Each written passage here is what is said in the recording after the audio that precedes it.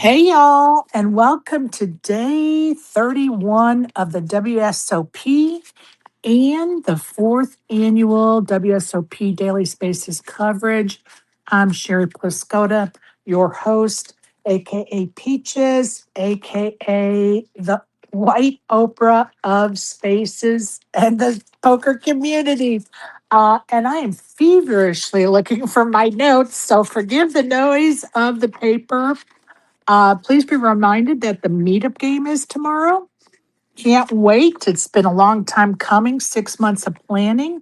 We have all kinds of fun stuff to give away in the Splash the Pots, as well as the attendance prizes.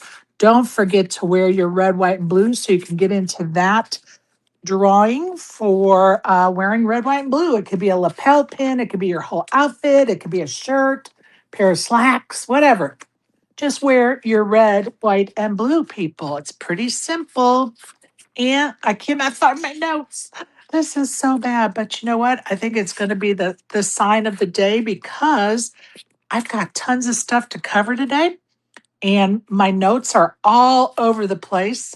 I think I have about 6 pages of notes that I had to handwrite this morning because I don't have a printer here in my hotel.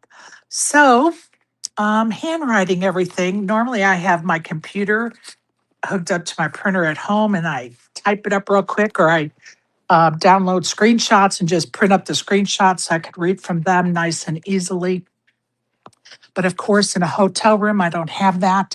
And, Jeff Platt's going to be here, and I think it's going to be some hot topics today as we talk about the Hall of Fame process as well as the Hall of Fame nominations. Of course, the slate was released yesterday, and, there's already a fury about it. So I'm sure we're going to have a nice discussion about that later with Jeff Platt.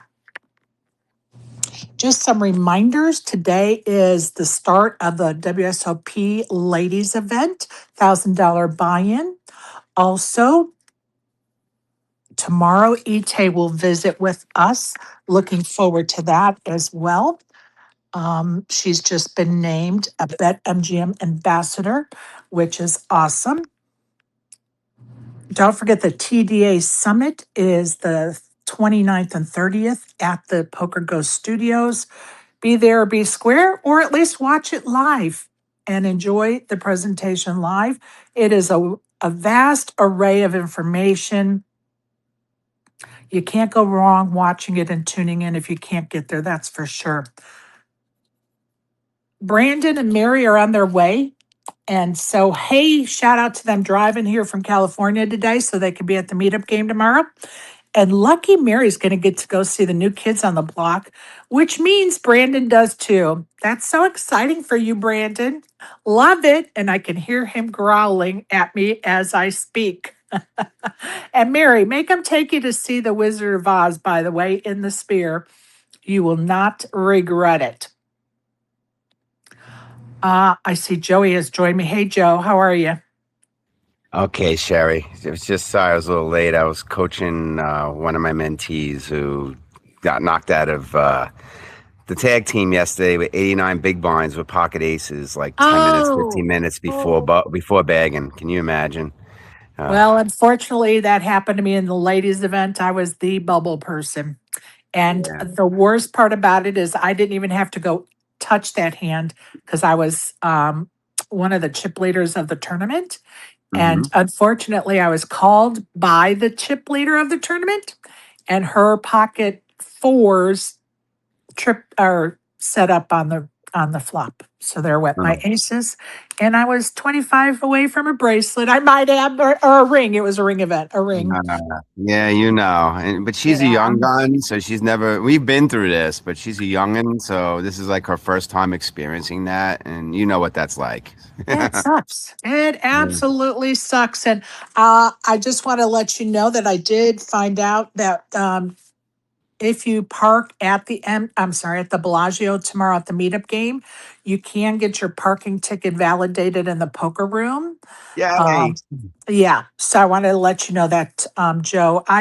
honestly couldn't remember because, of course, I never drive there, but I kind of vaguely remember other people talking about it last year, but I just wanted to double check it. So definitely have valid, you can get your parking ticket valid. Oh my God, spit it out.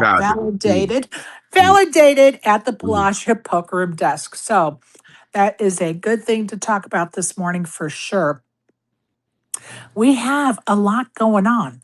I want to talk about being at the WPA booth yesterday, getting signatures on the quilts.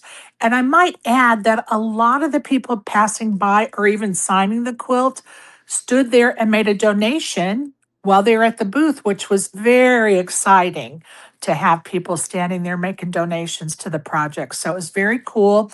I want to give a little shout out to those that stopped by to sign it. Um, Jen Shahade, Walker Miss Kelly, Dan Lowry, Mallory Kloss, Marsha Wolick, TJ Schulman, Bet Drew Gonzalez, Nikki Limo, Kevin Mathers, Naomi Pizzol, Norman Chad, Jack Eiffel were some of the folks that stopped by yesterday to sign the quilt. So it was a thrill. And I'm just going to tell you, I was going to wait and maybe I'll wait until because I think ASG is going to enjoy the story. I think I'll wait a few minutes to tell it. But lo and behold, I get to the WPA booth to set up, and I'm not even set up. I'm just trying to get the quilt like folded to fit the space I have on the table and get the paint pens out and whatever. And I look up and Jack Eiffel is standing there. Now, for those that were listening to or listened to the recording of the space where I talked about the WPT Gold spot, sending me a prop bet to get a patch on the back of Jack Eiffel. When I looked up at him, and I actually had patches with me, when I looked up and he was standing there, I was a complete dork in headlights. Like you talk about your butthole tightening up, that was me that very moment in time. And I was like, oh my God, I could actually do this right now and it would be absolutely hilarious.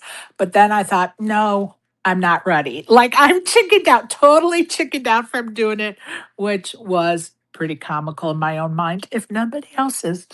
So yeah, the WPT gold patches, we got to get one on his back. But you didn't hear that from me, people. Okay, let's talk about a couple of winners around town, shall we? Over at the Venetian, Amber Sullivan took down the ladies' event. Amber's from the UK, and she took home $40,000 for her efforts. Over at the Aria, I'm just going to spell this young lady's name. She took down the $300 nightly for $7,200, and her name is YUQI Zhao. So congratulations, Miss Zhao. Also at the Aria, Michael Moore took down the $1,100 no limit tournament for 2,700. No, slow down, Sherry. For $27,000. And Michael Kreshkenko took down the Omaha 8 or better stud 8 or better tournament for 25,000. So congrats to all those winners. I want to talk about the ladies WSOP ladies warm up event. I wanted to reiterate some of the winners and, folks that took money home that day. So Linda Vaughn was the first place winner. She took $5,300 away. And a friend of mine, which I didn't even realize because I was too busy yesterday, Mel King took home second for $3,400. And Mel will be at the meetup game on Friday. So if you see her, please congratulate her. She took home second. And then Susan Rhodes came in 16th for 300. And Tracy, I see you down there, girl. She came in 29th for $305, I think it was. But congratulations to you ladies. Job well done. Way to represent us. Also, a little shout out to Alan Keating, who is playing with one of our Space's favorites, Cody Daniels. For those that may not know or may not remember who Cody is, back in the summer of 2023, we did some fundraising for Cody because he is a victim of medical malpractice and he is not very old. I want to say late 20s, early 30s. And the medical mistake has really is going to cost him his life eventually. And he's been very sick, in and out of bed, so on and so forth. But I saw a video this morning that just made me so happy because he was watching Alan play in the tag team because they're in the tag team together. And Cody looks fantastic. Like I was like, hell yes, he looks great. So I'm excited he's here playing with Alan. I think this is third time maybe they've played the tag team together, but love it. Love to see him. I hope I get to see him today when I'm over there collecting signatures. So just wanted a little update out there about Cody Daniels. He's looking great. Okay. Um, I'm going to shut my microphone off here in a minute so I can count how many of Joey's chips I have left for my day. But while I do that, I'm going to turn over the space to Joey and our lesson for the day. Joey Gargiulo, go ahead, buddy. Oh boy. Talk about like breaking my train of thought. Gotcha. You did. All right, my friends. Today's lesson is about how we are. Well, we're just going to wing this one, Sherry. I know what I'm going to have to say. Today's lesson is about how we are nothing and everything at the same time at the poker table. And before we can even say one word about this silly, crazy game we play called poker, I want you to imagine a nighttime sky. Nice, clear, dark, with lots and lots of stars and bright objects, billions of them. Some of them are planets, and some of them are very faint. And when we zoom in, well, there's just one little faint, little tiny dot, a dot that's not even twinkling, it's not bright. And that dot, when we zoom in, we realize it's like a little milky colored. And then when we zoom in further, we realize it's an entire fucking galaxy. A galaxy known as the Milky Way. This tiny dot among billions of dots. And keep in mind, those billions of dots are not all stars. Billions of those dots are also galaxies. And this is not one of the brightest ones. This is a faint little milky one. And in that galaxy, there is barely a telescope that can possibly exist on this distant planet that's possible to zoom in to that milkiness, to realize that milkiness is really a cluster of billions of stars, and circling one of the faintest of those stars is this tiny little blue dot, a speck of space dust. That little dot is us. That's Earth. We're nothing. In the realm of everything, the planet that we're on is space dust. Yet here we are, 57 days in a row, talking about some very important stuff. Because even though that little dot, Earth, and on this little dot, there are creatures known as humans are playing a game. So it's more space dust playing games. When we show up at the table, everything is important. Everything that has ever happened to us in life, we're bringing to the table. Everything that's ever happened to us in poker, all the bad beats, all the victories, our hidden mob, if you want to throw that in there too, everything we're bringing to the table. So when we're at the table, every decision we're making, every fold, every check raise, every hand we have to decide whether we're going to play it or not play it. It's the most important thing in the world to us at the time. So, but here we are, we're insignificant, we're nothing, but then we have to worry about everything, because if we're not aware, if we are not in the present moment, taking in all of the data possible that we could possibly know. Because remember, we're playing a game. That's like life. It's a game of imperfect information. We're playing a game of imperfect information. Therefore, any real information is super valuable because it's a puzzle piece. We have this puzzle that's starting to fit, but there's all these empty spots. So anytime we could put another puzzle piece in, well, let's put it this way: the players that have the most pieces fit in, they're the ones that are playing with the least amount of imperfect, incomplete information. Um, it's a it's such a head trip if you think about it. On another note, I don't care, and I know Sherry has this attitude. We don't give a shit who's sitting across the table from us. Okay? It doesn't matter what their head of mob is, doesn't matter what their track record is, doesn't matter who they are, what their personality is, how good everybody thinks they are, yada, yada, yada. Because you know what that other person is and everybody else is? They're just space dust too. No different than us. Okay? They're made up of, well, physically, they're made up of copper and carbon and this and that and all the different minerals that we're all made up of from somewhere. Okay? And if we approach poker that way, number one, we'll never be intimidated. Ever, ever, ever, ever. Okay? Nobody's better than us. Nobody's better than us in life. Nobody's definitely better than us at a poker table. Okay? When you have that attitude, then anything is possible. Anything. All right? Just because somebody has a resume doesn't mean shit. Okay? Because every hand is a reset. And if we just play every hand, every tournament or any poker session, hand by hand, well, it's a level playing field. Okay? It really, really is. Nobody's better than anybody else.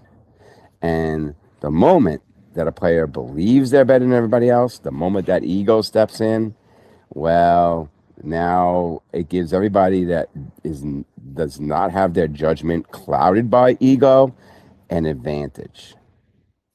We're space dust. Sherry, we're space dust. Playing the game. That's what we are, right? I mean, that's what it comes down to. And that's when I say I we're totally everything and agree. everything, right? I mean, I I would love to, because I know you're very opinionated about this. I would love to hear what you have to say. Well, and I appreciate that and the topic. And many have heard me say before, um, of course, when you're a beginner, you think everybody is way above you and knows so much more about you and whatever. But you have to remember they started at some point too. And they are sitting at the exact same table you are. That should tell you everything you need to know. Yeah, they may pick spots a little bit better than you or play positions a little bit better than you, but anybody's game that day. Why? Cuz whoever gets the luck has the edge that day. Mm-hmm. Okay? Whoever gets the luck is going to have the edge that day. Yeah, they may pick a better spot or yeah, they may be better at three betting or bluffing or whatever, but you're at the exact same table they are, which means you have the exact same chance of coming out a winner as they do. Don't ever doubt that. I totally agree. So in the Poker Gods series, I speak about, it's a fictional series, but it's based upon a lot of real shit. I speak about sometimes the poker gods give us the seat from the poker gods, the seat that can do no wrong, the one that cracks aces, the one that rivers, the one that gets hot. But sometimes, and one of my books is called this, and somebody's going to win there's 5 episodes out, and somebody's going to win all 5 tomorrow at the meetup game as a door prize.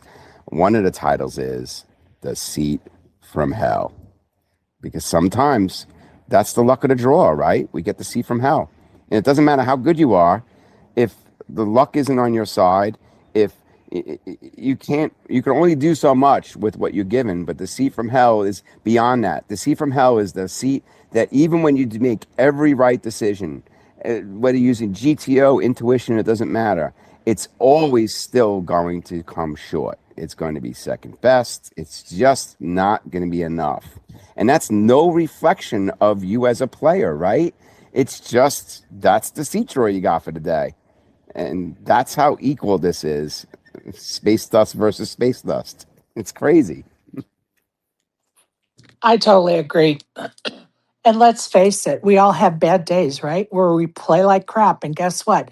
In your head, you have this person on this pedestal, but today may be their day that they play like crap. So you can't be in your own head. You got to see what the day gives you. Sort of like in sports, what is the defense giving you? What is the offense giving you? And then you have to play the opposite, right? If they're giving you Hmm. defense, you got to play offense. If they're giving you offense, you got to play defense. But you have to wait until you're in that moment to decide what you're going to do. Otherwise, you're going to lose because you have all these preconceived motions and notions that you're so wrapped up in that they're so better than you. They know more. They can do this. They can do that, that you're not focusing in the moment. So, yeah, you're going to lose. Yeah, you're gonna lose. Exactly. Whereas the opposite would be is if you're really aware, if you recognize early enough, like, oh God, I got that seat today. Well, then what do? You tighten up your range even more, right? Right. You don't pick any speculative spots because you have to assume your speculative spots, your draws, for instance, you have to assume your draws are never going to come in. You have to assume the worst. And if you can, as a player, if we could do that early, if we could recognize that until this seat proves me otherwise, this seat's not going to really perform that well. We could use that time to study our opponents. And what we could notice sometimes is that sometimes the people that had that lucky seat early, well, eventually that luck turns. And it usually turns, it turns before they realize it. They don't know it until after the aces get cracked, yada, yada, yada. But we're paying attention. And once we see the momentum change, then it's an even playing field. Then we can actually still have chips to combat that. And we could survive. Sometimes we always never get above average, but it doesn't matter. We still have chips. And Right. sometimes we peak at the right time, right? Absolutely. I don't mind being below average a whole damn tournament, even getting to the final table being below average, because that means I still did something right managing the day, if that makes sense. Right. You know? You got there. Yeah, You I got got there. there. You It got wasn't the there. yeah, it wasn't the path we wanted, but we still Right. got there. But you still got there. You still got Yeah. there. Hey, what's your So lesson going to be tomorrow, buddy? I don't know. Let's take a look. I have to go back to our text, so give me a sec. Okay. Let's see. Tomorrow is it reset during breaks? Oh yeah, it might be. Yeah, I believe it is. Here we go. Tomorrow is holy moly. Yeah, tomorrow, Friday is reset during breaks. Yeah. Perfect. We will Yes, look as forward you to can that. see, we're getting into just like these little. These are the tidbits that when I'm giving lessons, like it's funny. I'll give a lesson on an entire topic, and then everybody afterwards will come back and say, "Joey, the one thing that stood out was a little tidbit you gave me that day," and Right. so I'm giving everybody the little crumbs that get overlooked, but they're the biggest things. They're the little All of dots that those are most so-called, important. yeah, all of those so-called crumbs are what help you tweak your game. Exactly. They help tweak the Exactly. game. Yeah, Yeah. for sure. Well, I appreciate that lesson today, Joey, for sure. And I'm going to say hello to Isaac, and I'm going to move kind of quickly, Isaac, because I have a lot to get in before our guest Jeff joins us today. So, hey, Isaac, Good morning. Good morning. how are you? Pretty good. Pretty good. I feel Joey on that because it reminds me of a moment that I had very similar. A couple years ago, it was what was that one? The Win Millions, right? I make it to day two, and I didn't look at who I had for day two. So then I sit down and I start looking at the names on the bags, right? And I'm like, oh, I see Kristen or Kirsten, and I'm like, I'm not thinking who that could be, right? That ends up being Kirsten Foxen on my right, and then on my left I got Ben Wang. Okay, and then 2 seats after Ben Wang is James Colopy, and then 2 seats after that is I think Brewer. Yeah, and I was freaking the fuck out when I realized he was at my table, and I'm like, holy shit! And I text Kenna, right, and I'm like, Kenna, I got all these people around me, and fucking Kenna, being the cool ass person he Yeah. is, always cool as a cucumber, he's like, sounds like you're where you're supposed to be, buddy. Good luck. Yeah. And I was like, Yeah. fucking Kenna, yeah, And let me just tell you, that's another testimonial why you should never look at who's at your table before you go, which I know Joey will disagree with, but it's okay. yeah. Nah, listen, that's the wildest table I ever been at I'm sure. for how stacked it was.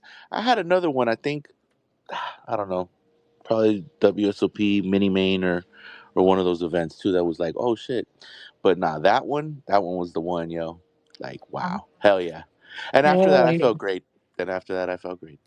good for you. Good for you. Okay, you guys, I'm going to go through the WSOP stuff um, so we can kind of check it off the list. Don't forget, I'm going to just mention Mandalay Bay has their 1 o'clock and 8 p.m. tournament, $60 buy in, no guarantee, 10K starting stack, 15-minute blinds. Um, Also, yesterday's winners at the WSOP event number 50, the Millie Maker, 11 million in the prize pool, 424 got paid, 1.2 million went to the winner, Joseph Laberta. Michael Monroig took 1 million home for his second place finish.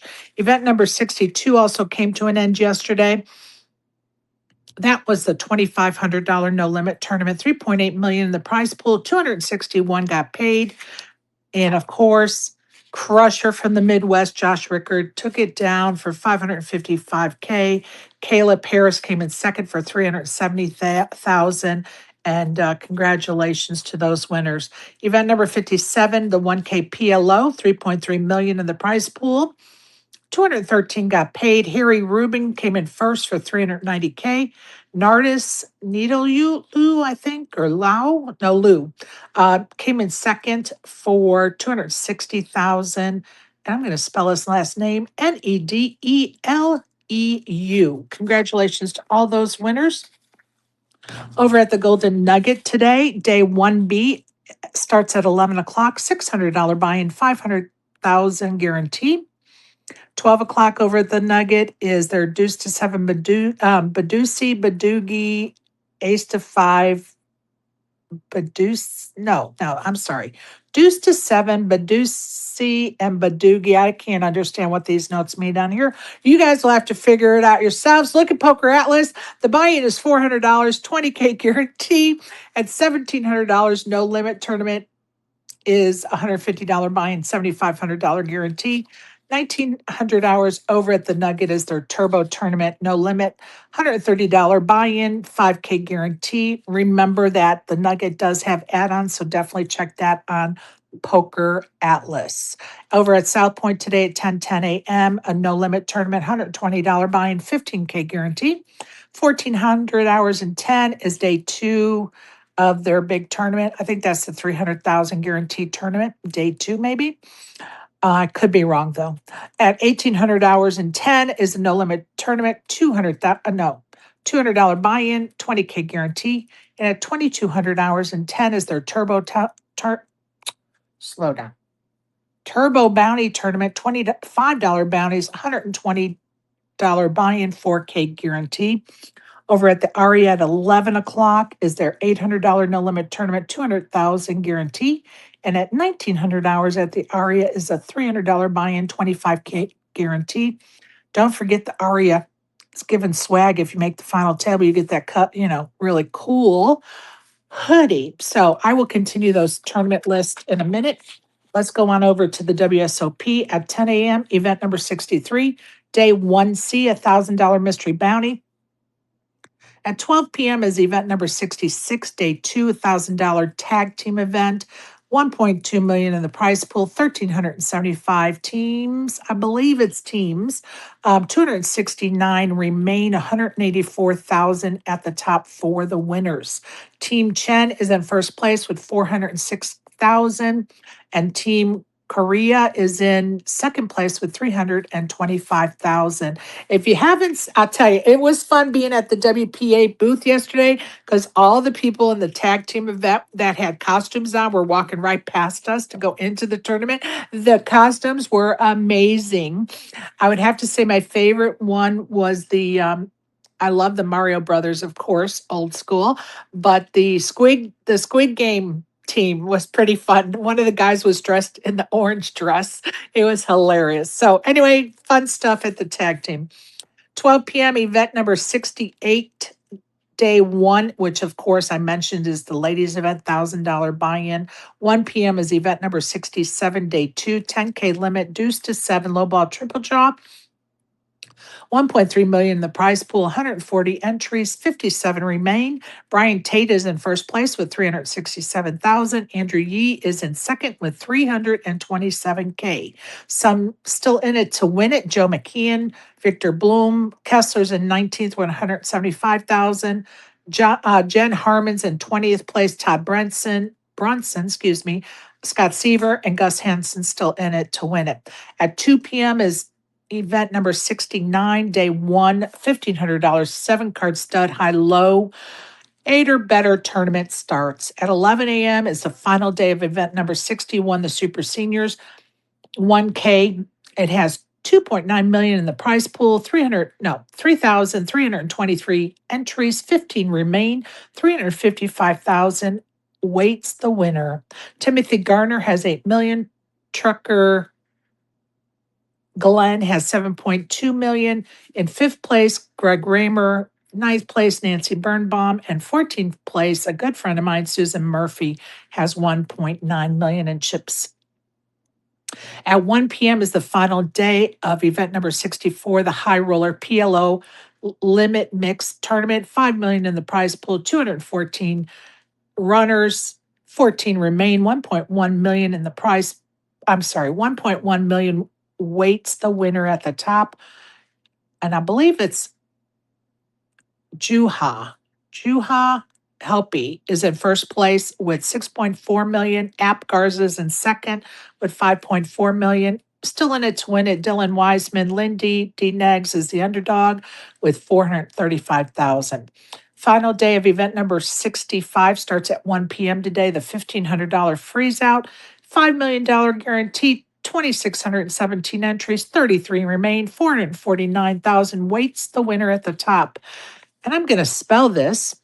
Name of the person with the biggest chip stack is LACERIZSURLAGTU. Now you know why I spelled it. He has or she has 5.5 million in their chip stack.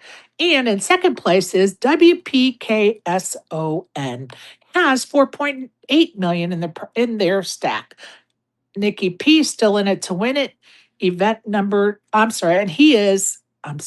Nikki P is still in it to win it. He's in 24th place as far as chip stacks are concerned. He has 1.1 million. And I have to say, I forgot, Nikki P stopped by and signed the quilt too. Hello. Let me add his name to my list here.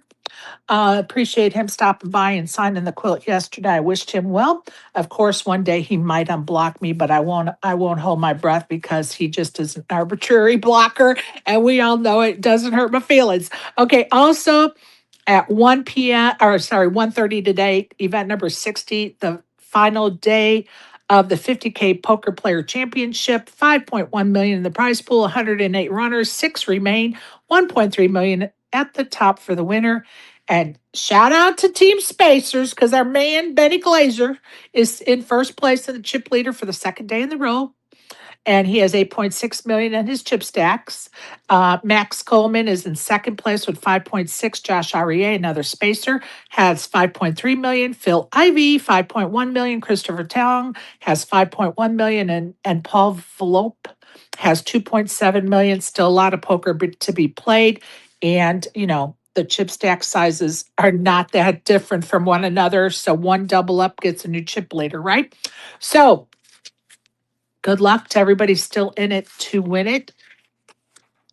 I'm going to get you in just a second, Isaac. I hope you're writing down your questions. I'll be right with you. Over at the MGM today at 11 o'clock is the No Limit Tournament, $400 buy-in, 25K guarantee. At 1800 hours at the MGM is a PLO 8 or better tournament, $250 buy-in, 10K guarantee. Over at the Venetian at 10:10 a.m. is their No Limit Day 1A of their $1,100 buy-in, $500,000 guarantee. At 12:10 p.m. is their PLO double board bomb pot. Easy for me to say. $1,100 buy-in, 100K guarantee. At 1600 hours and 10 over at the Venetian is day 1B of that $500,000 guarantee tournament. All right, over at the Wynn, last but not least, day 2 of the main starts at 12. They have a restart at 12. At 1300 hours is No Limit Tournament, $1,100 buy-in, 250K guarantee. Over at the Wynn at 1400 hours is their High Roller Day 2, and that was a $25,800 buy-in. At 1800 hours over at the Wynn is their Turbo Tournament, $1,100 buy-in, $100,000 guarantee. That's it, people. We're all up to date now around town. Isaac, go ahead, buddy. Oh man, I'm pretty sure this was a few things. I'm trying to put all the thoughts together because I say, as you're telling me all these things, right? You're giving out the information. I'm over here like visualizing. Okay, that room. Okay, that's what it looks like. You're Okay, I'm so standing in front funny. of the room. Yeah, yeah, You're yeah, so yeah. funny. Oh yeah. All right, boom. So it did come to me. I was trying to catch up yesterday, so I was watching the Millie Maker final table stream, Yes. right? And I don't know if you talked about this or not, but the way that they were like breaking down the people that are nominated for the hall, right, person by person, Okay. and kind of like the whole panel was saying, okay, they deserve to be there because of, and they deserve to be there because of, and they deserve to be here because of. Well, after hearing all of that, I was like, that'd be fun if that was done here, but obviously with nominees that you would prefer to be nominated. They did make some honorable mentions. The two that I liked was that I heard Kathy Liebert and I heard Matt Savage. So Well, that was dope. we're That gonna was get we're gonna get knee deep in the Hall of Fame when Jeff arrives because I have probably 20 questions people have submitted to me. And so it's a hot topic. And unfortunately, it's been fueled by religion and politics, which I'm just going to make a blanket statement right now. Jeff is the messenger. He is not the rule maker. He is not the boss. So we are going to keep it respectful because I know there are some people that are heated up about it, and I get it. I respect the fact that you love your religion, your people, other country, whatever, as much as you do that you're passionate. Love it. But we are going to just have a good conversation, get questions answered if we can. Jeff may not know the answers, and that's okay too. But I also find the value in people having their voices heard. So come up. I don't care what you say or do, as long as you do it respectfully. So I don't care what your opinion is. I don't care what your question is, as long as it's respectful of my guest. That's all I ask. You can get as, hard of a question in as you want, as cheesecake of a question in as you want. I don't care.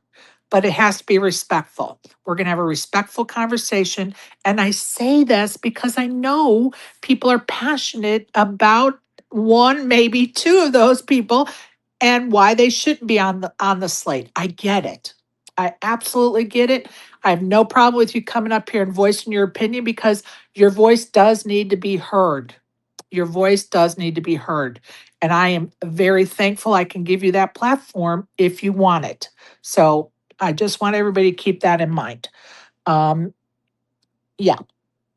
And we will get into the Hall of Fame stuff. And until we do, I'm going to talk about the ladies only giveaway tomorrow at the meetup game is for that poker package that is at the Hippodrome Casino, London.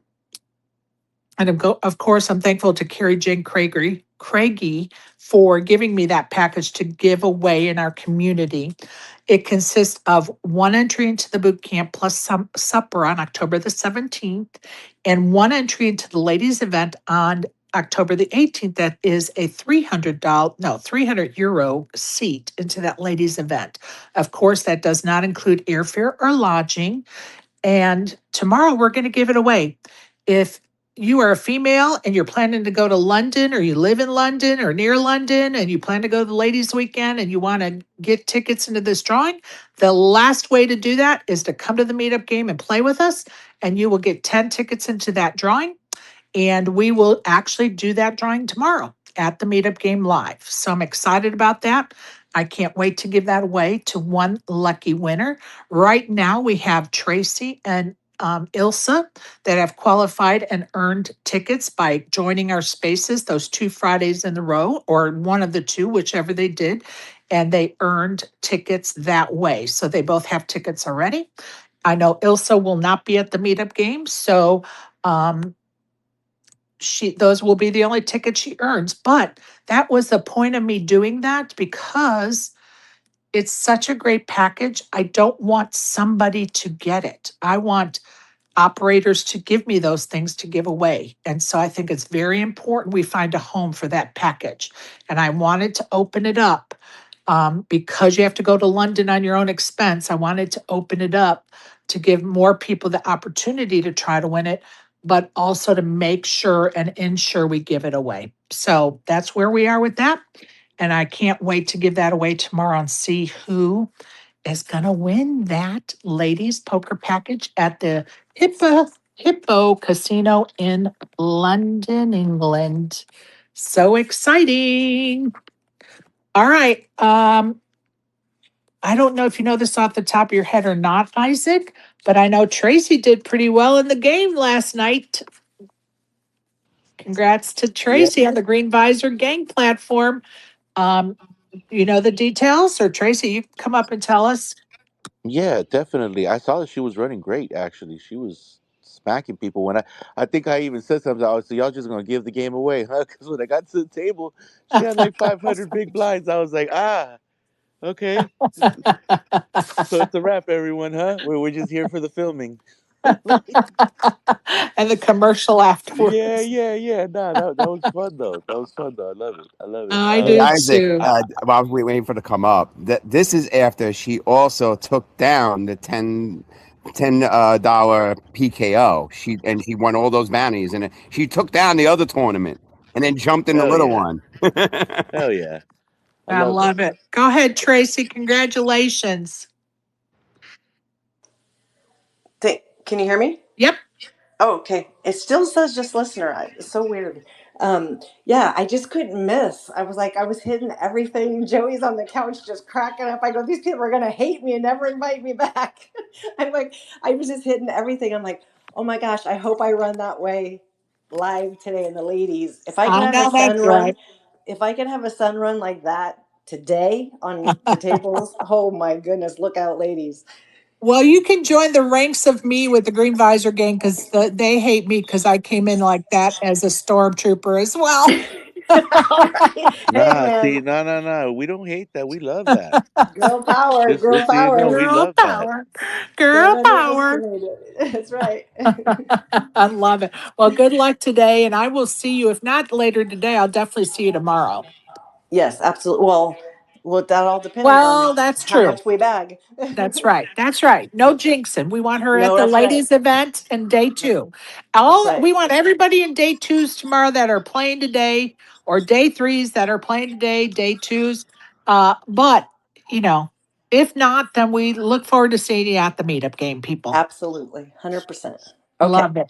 Thank you. Have an Pre- amazing day. Thanks, you too. Appreciate you. Love it, Isaac. As do I. Hey, this actually brings me back to something I was thinking about last night. As I was watching that, right, and we were talking about broadcasting and calling games and stuff like that, I was like, well, I know a few talented people that know poker well enough that could probably call a game. So I'm thinking, I want to host a game in the server, and I want us to call the game in a space. What do you think, Cher? Yeah, it's something that I've been approached about before, and we just have never um like I think it would be fun. Honestly, I think it would be fun, and it's just always been a time thing, honestly.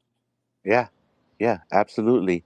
So I want to see how we make the stars align. I think right now during obviously summer camp, it's probably a little hectic, but maybe after summer camp, if the dust settles somewhat, I don't know. I got a couple of people in mind. You're one of them. I appreciate that. I think it'll So be a lot of fun, yeah, honestly. and like there's a couple other people I would love to have in on that as well. Probably would want to see maybe Barry, um, probably Joey as well. So I'm gonna see. I got a little fantasy panel of this that I want to create and have a game, and now this game, I know that we're all players, right? So whoever's gonna do the commentating, I'll let y'all decide whether you're gonna want to play the game that you're also calling. Some people do that, some people don't. I would love Okay, to. I I'm can just gonna say do both. I would love to do that. I'm just going to say that I would probably not play just because I want to really give shit to people. And it's easier if I'm not playing.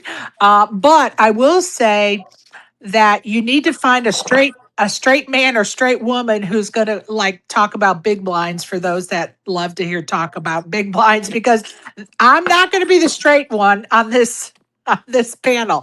I am going to be the goofball. So you got to find somebody that's going to be the straight man, so to speak, or the straight woman Okay, okay, okay. That's good to know. That's good that to wants know. to talk about the boring stuff like big blinds. Ah, big blinds. Yeah, I heard Big Blind Annie enough in yesterday's Billy Maker stream. That was pretty funny. And yo, by the way, okay, see now, all right. The other day we were talking about the 50K PLO, right? And I was like, oh, good, Santosh got second, right? Because I thought this dude did not have the fucking chip lead and punted it. You know what I mean? Oh, And I mean like long range punted it. That was like I, NFL 65-yard plus range. But Santosh, my guy, it's all right. I, Hey, he got second. I, I, Yo. I didn't watch it, so I have no comment. But oh wow, is Oh, that share. is that Watch it. because he has? Wait, is that you know? And this is so cynical for me to say, but is it because he just has so much money it doesn't really matter, and he's already won a bracelet this WSOP, so he's like, let me just see what happens. Nah, I think Santos cares. I think Santos just punted. Okay. I'm I, gonna just I just have to throw ah. those kind of questions out there No, just it's a great because. question though. That's a great the part about are you so rich that whatever, right? Maybe, right? But even dude who was in the high roller, right? The billionaire. At some point, no matter what, you care, yo. You're on the stage, you're all the way up there, and he was trying to go back to back on the 50Ks, right? Like, could Yeah, you that's imagine? Barry's friend. That was so close. That was so close. Yeah, that was Barry's friend. Well, listen, I haven't read the slate yet for the Hall of Fame that was announced yesterday, so I'm going to do that now. And congratulations to all of those that were put on the list. And I can't say voted on the list because now I don't feel like there's a voting process. And I'm sorry, but I am so miscamboobled about the whole thing. And I can't wait to get some questions answered. And hopefully, Jeff is going to set me straight. But anyway, here is the slate of the nominations for the 2026 Poker Hall of Fame. Sean Deeb, Scott Seaver, Jason Kuhn, Isaac Haxton, Justin Bonomo, Mike the Mouth, Chris Moorman. I think it's Isa. I'm sorry, I don't know how to say it. Scheinberg. Congratulations to all of those that were placed on the slate for the Hall of Fame this year. So, congratulations. Anybody got any comments about that slate? Go ahead, Joey. And I just made a post about this. All right. Disappointed, no woman. Like, where's Kathy Lieber? Number one. Number two, disappointed that there is nobody that's old school roots of poker Miami John shit. Okay. Yep. But the biggest devastation is not seeing Matt up there again this year. I mean, Matt Savage. Well, How do you not put Matt Savage on the list? Like I it's think, oh I think that Scheinberg is the person of the industry side of nominations. And I think, like in my mind, I'm like, oh, they put him on instead of Matt Savage. And that maybe next year Matt will have a chance. And honestly, it shouldn't be like that. Both are very deserving. I don't know. It is some of this is just so discouraging. Go ahead, Isaac. Oh man, they're really, really talented players that all turned 40 that are all part of those nominations. And I get it because I guess in a way, a lot of their generation is running things at the time, perhaps, right? But And have maybe, they withstood the test of time? oh, that's what I'm saying. I like Yeah, what Norman Chad said. I heard him say yesterday, these dudes, there's no question they're going to get there, right? right. So why not address the backlog, basically? And again, it doesn't take anything away from how much these dudes are worthy of being in the hall. I mean, we've seen them, a lot of them come up from back then. But like, yo, Mike the Mouth, good for him. I hope he gets there. You Right. know, it'll be a tough one because you already know how it's looking, right? It's looking very, very probable that it's going to go in one direction. If it doesn't, dope, right? But I guess now that's why there's multiple people being inducted, if I'm not mistaken. But yeah, Hopefully, there will be multiple people. yeah, but I, Hopefully, I, I that's not think, a I slam think, yeah, dunk. like Kathy would be such a dope inductee, right? And so deserving because like Right. she's the reason there's a Vanessa Soaps. She's the reason there's all these other like super dope women that have come along too. Yeah, so we can go on and on about this, but yeah, it's interesting. It's interesting, right? Like the fact that the current generation wants their generation in so bad that now they're just like not them, they're all right. Like they're almost treating it like, oh, they're gonna get their time, but yo, it'd be great to see them get their shine while they're alive. Right. Well, Posthumous and is, for isn't me, fair to it's some people.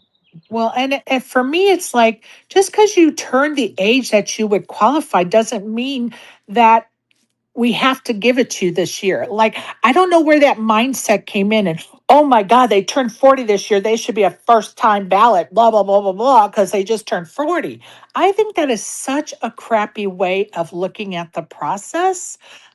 And it's an unfair way to look at the process. Who cares that they turned 40 and I mean, it's not, you talk about a sense of entitlement. When somebody makes a statement like that about themselves or another player, all I can think of is what a sense of entitlement that you think because you turned 40, you deserve or they deserve to be automatically in the hall. Like it is such crap. I feel that. I feel that. One thing I asked myself though, how old was Helmuth when he got inducted? How old was Negranu? How old was all of that generation so far? Right? Versus, some of the people that are honorable inductees that obviously they were added much, much later, but you know what I mean? Like, has this been a thing and we're just seeing it now? I don't know. Well, I just think some of the things that were behind closed doors in the past have not come to light is I feel kind that. of what my take is on it the last 2 years, this being the Yeah, second year. I hear Um, that. Oh, you know what? What was I gonna tell you? It's the meetup game tomorrow, yo. What? Oh my God, it's tomorrow. Hello. And to add to that conversation, Golden Baboon is he's going to give us a copy of his book that he wrote, and we're going to ship it directly to the winner.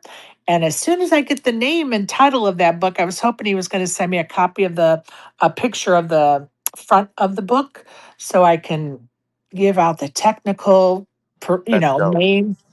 So we will get a winner for that book tomorrow, and then he's going to ship it to them directly. It will be an autographed copy. And so that's pretty cool. And then Mel King, who came in second in the ladies warm up event, brought me some t-shirts to give away from a friend of hers that builds poker tables. And I'm sorry I don't have the t-shirt in front of me so I can read out the name of the company. I'm sorry, but they build poker tables. And we will get that name here in a minute and announce it. So we have some t-shirts from that company to give away as well tomorrow. And as I said yesterday, Craig Larson emailed me and said that they will be giving us some Bellagio swag to give away tomorrow. So that's always exciting. Everybody loves that Bellagio swag. So some fun stuff. Don't forget Bellagio, 2 p.m. tomorrow, the meetup game. All kinds of stuff to give away tomorrow. Don't miss out. You're going to regret it. Unless, of course, you're in a day 2 or 3 of something, then you can miss out. And then we're going to go to dinner afterwards. And I appreciate everybody messaging me about going with us and so on and so forth. Everybody's welcome. No problem there. Go ahead, Joey. So back to the Hall of Fame. I don't know about you guys, but I know that I feel like the election and the nomination process.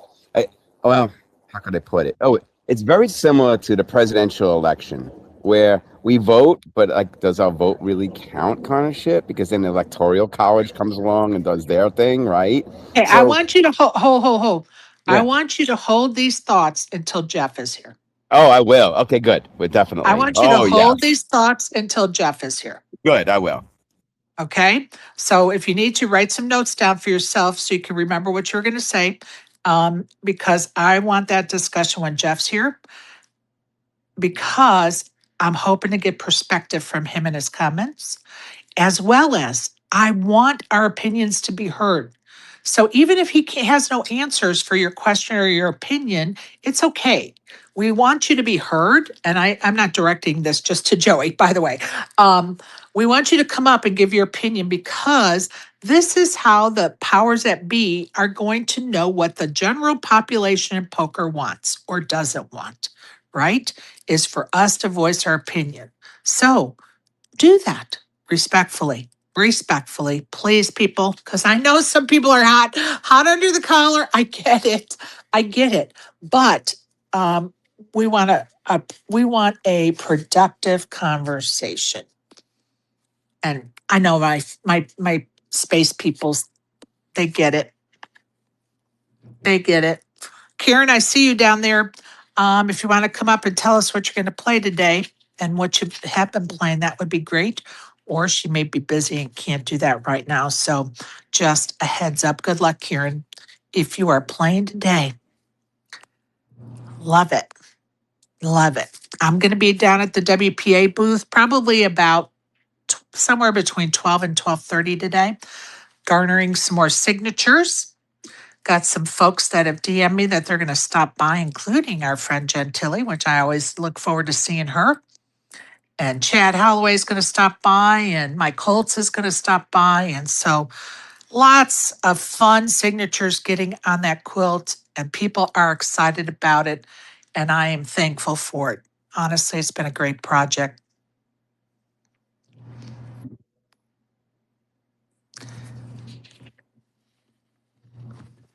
Good morning, Jeff. Can you hear me?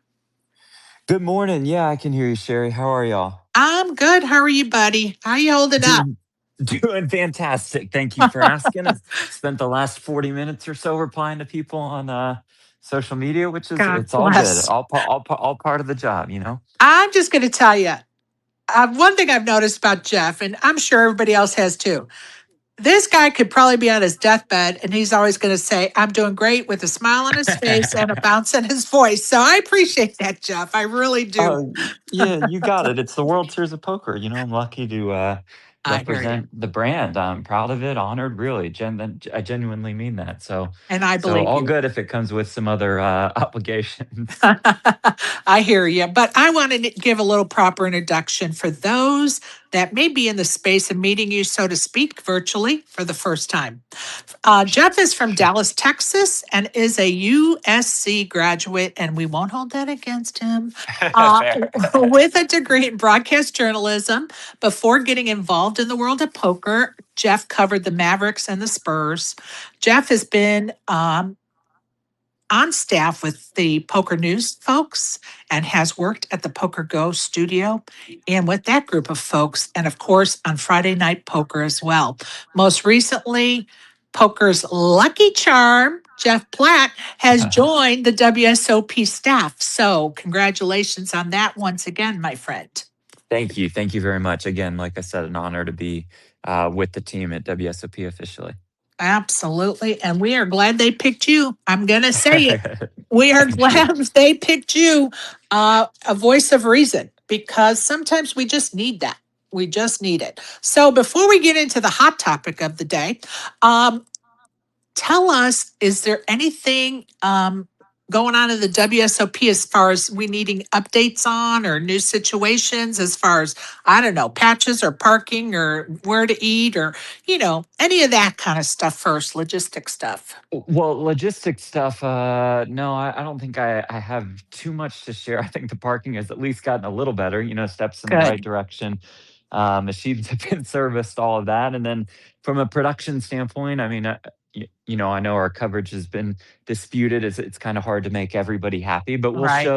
we'll show every hand of the Poker Players Championship final table today, and then tomorrow we will move the Ladies Championship up to the main stage into our featured tables for day two coverage of that. That's one of our premier events of the World Series, and so we're happy to showcase it. We'll dive into the field a little bit today, but we'll really bring it to the forefront tomorrow.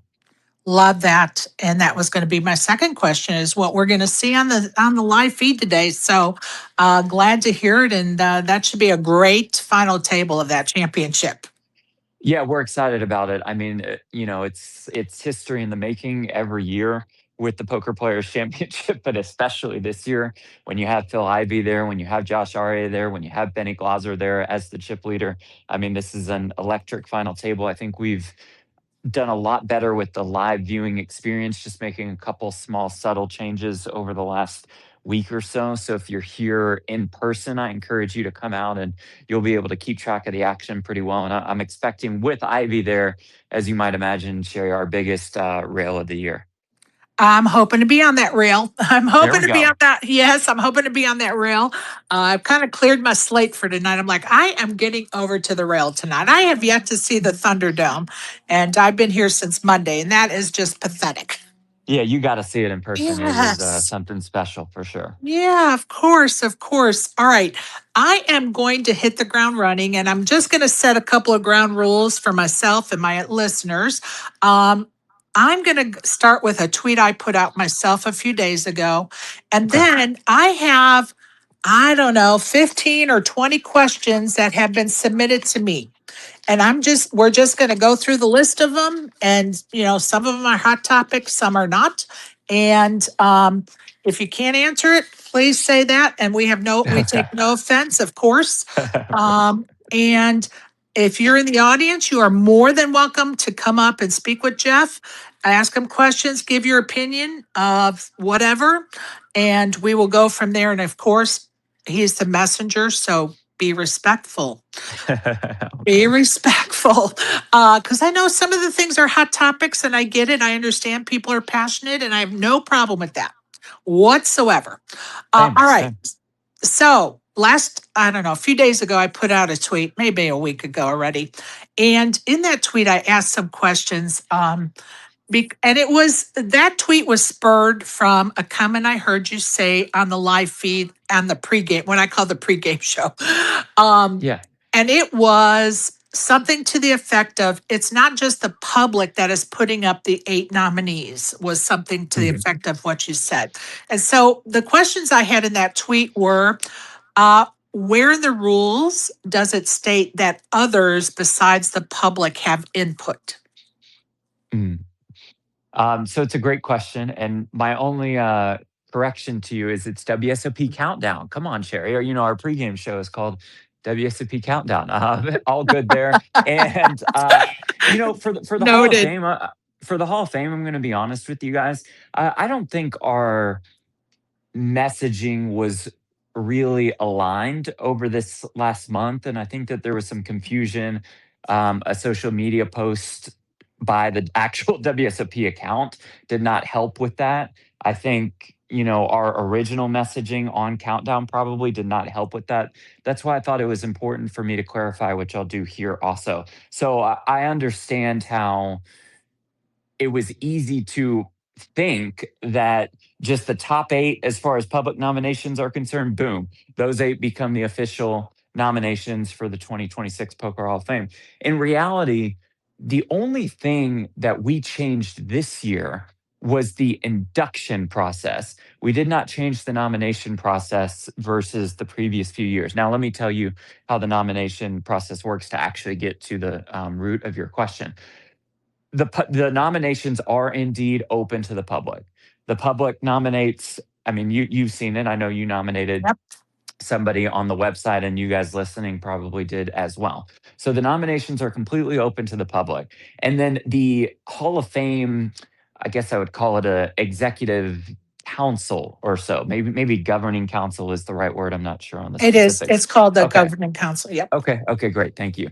They look at all of the nominations and they put forth the 8 nominations that they think are best. So they use public insight, but they are hesitant to use just the top 8 because, as we all know, like voting systems online can be overrun by certain things, and you're not sure what kind of nominee, and they want to make sure that their nominations uh, at least go by the criteria of the Poker Hall of Fame. They want to submit a list of 8 nominations, 8 worthy nominations to our current members of the Poker Hall of Fame. And then the induction process is what the rule tweaks were. And I think there might be some tweaks in the nomination process in the future.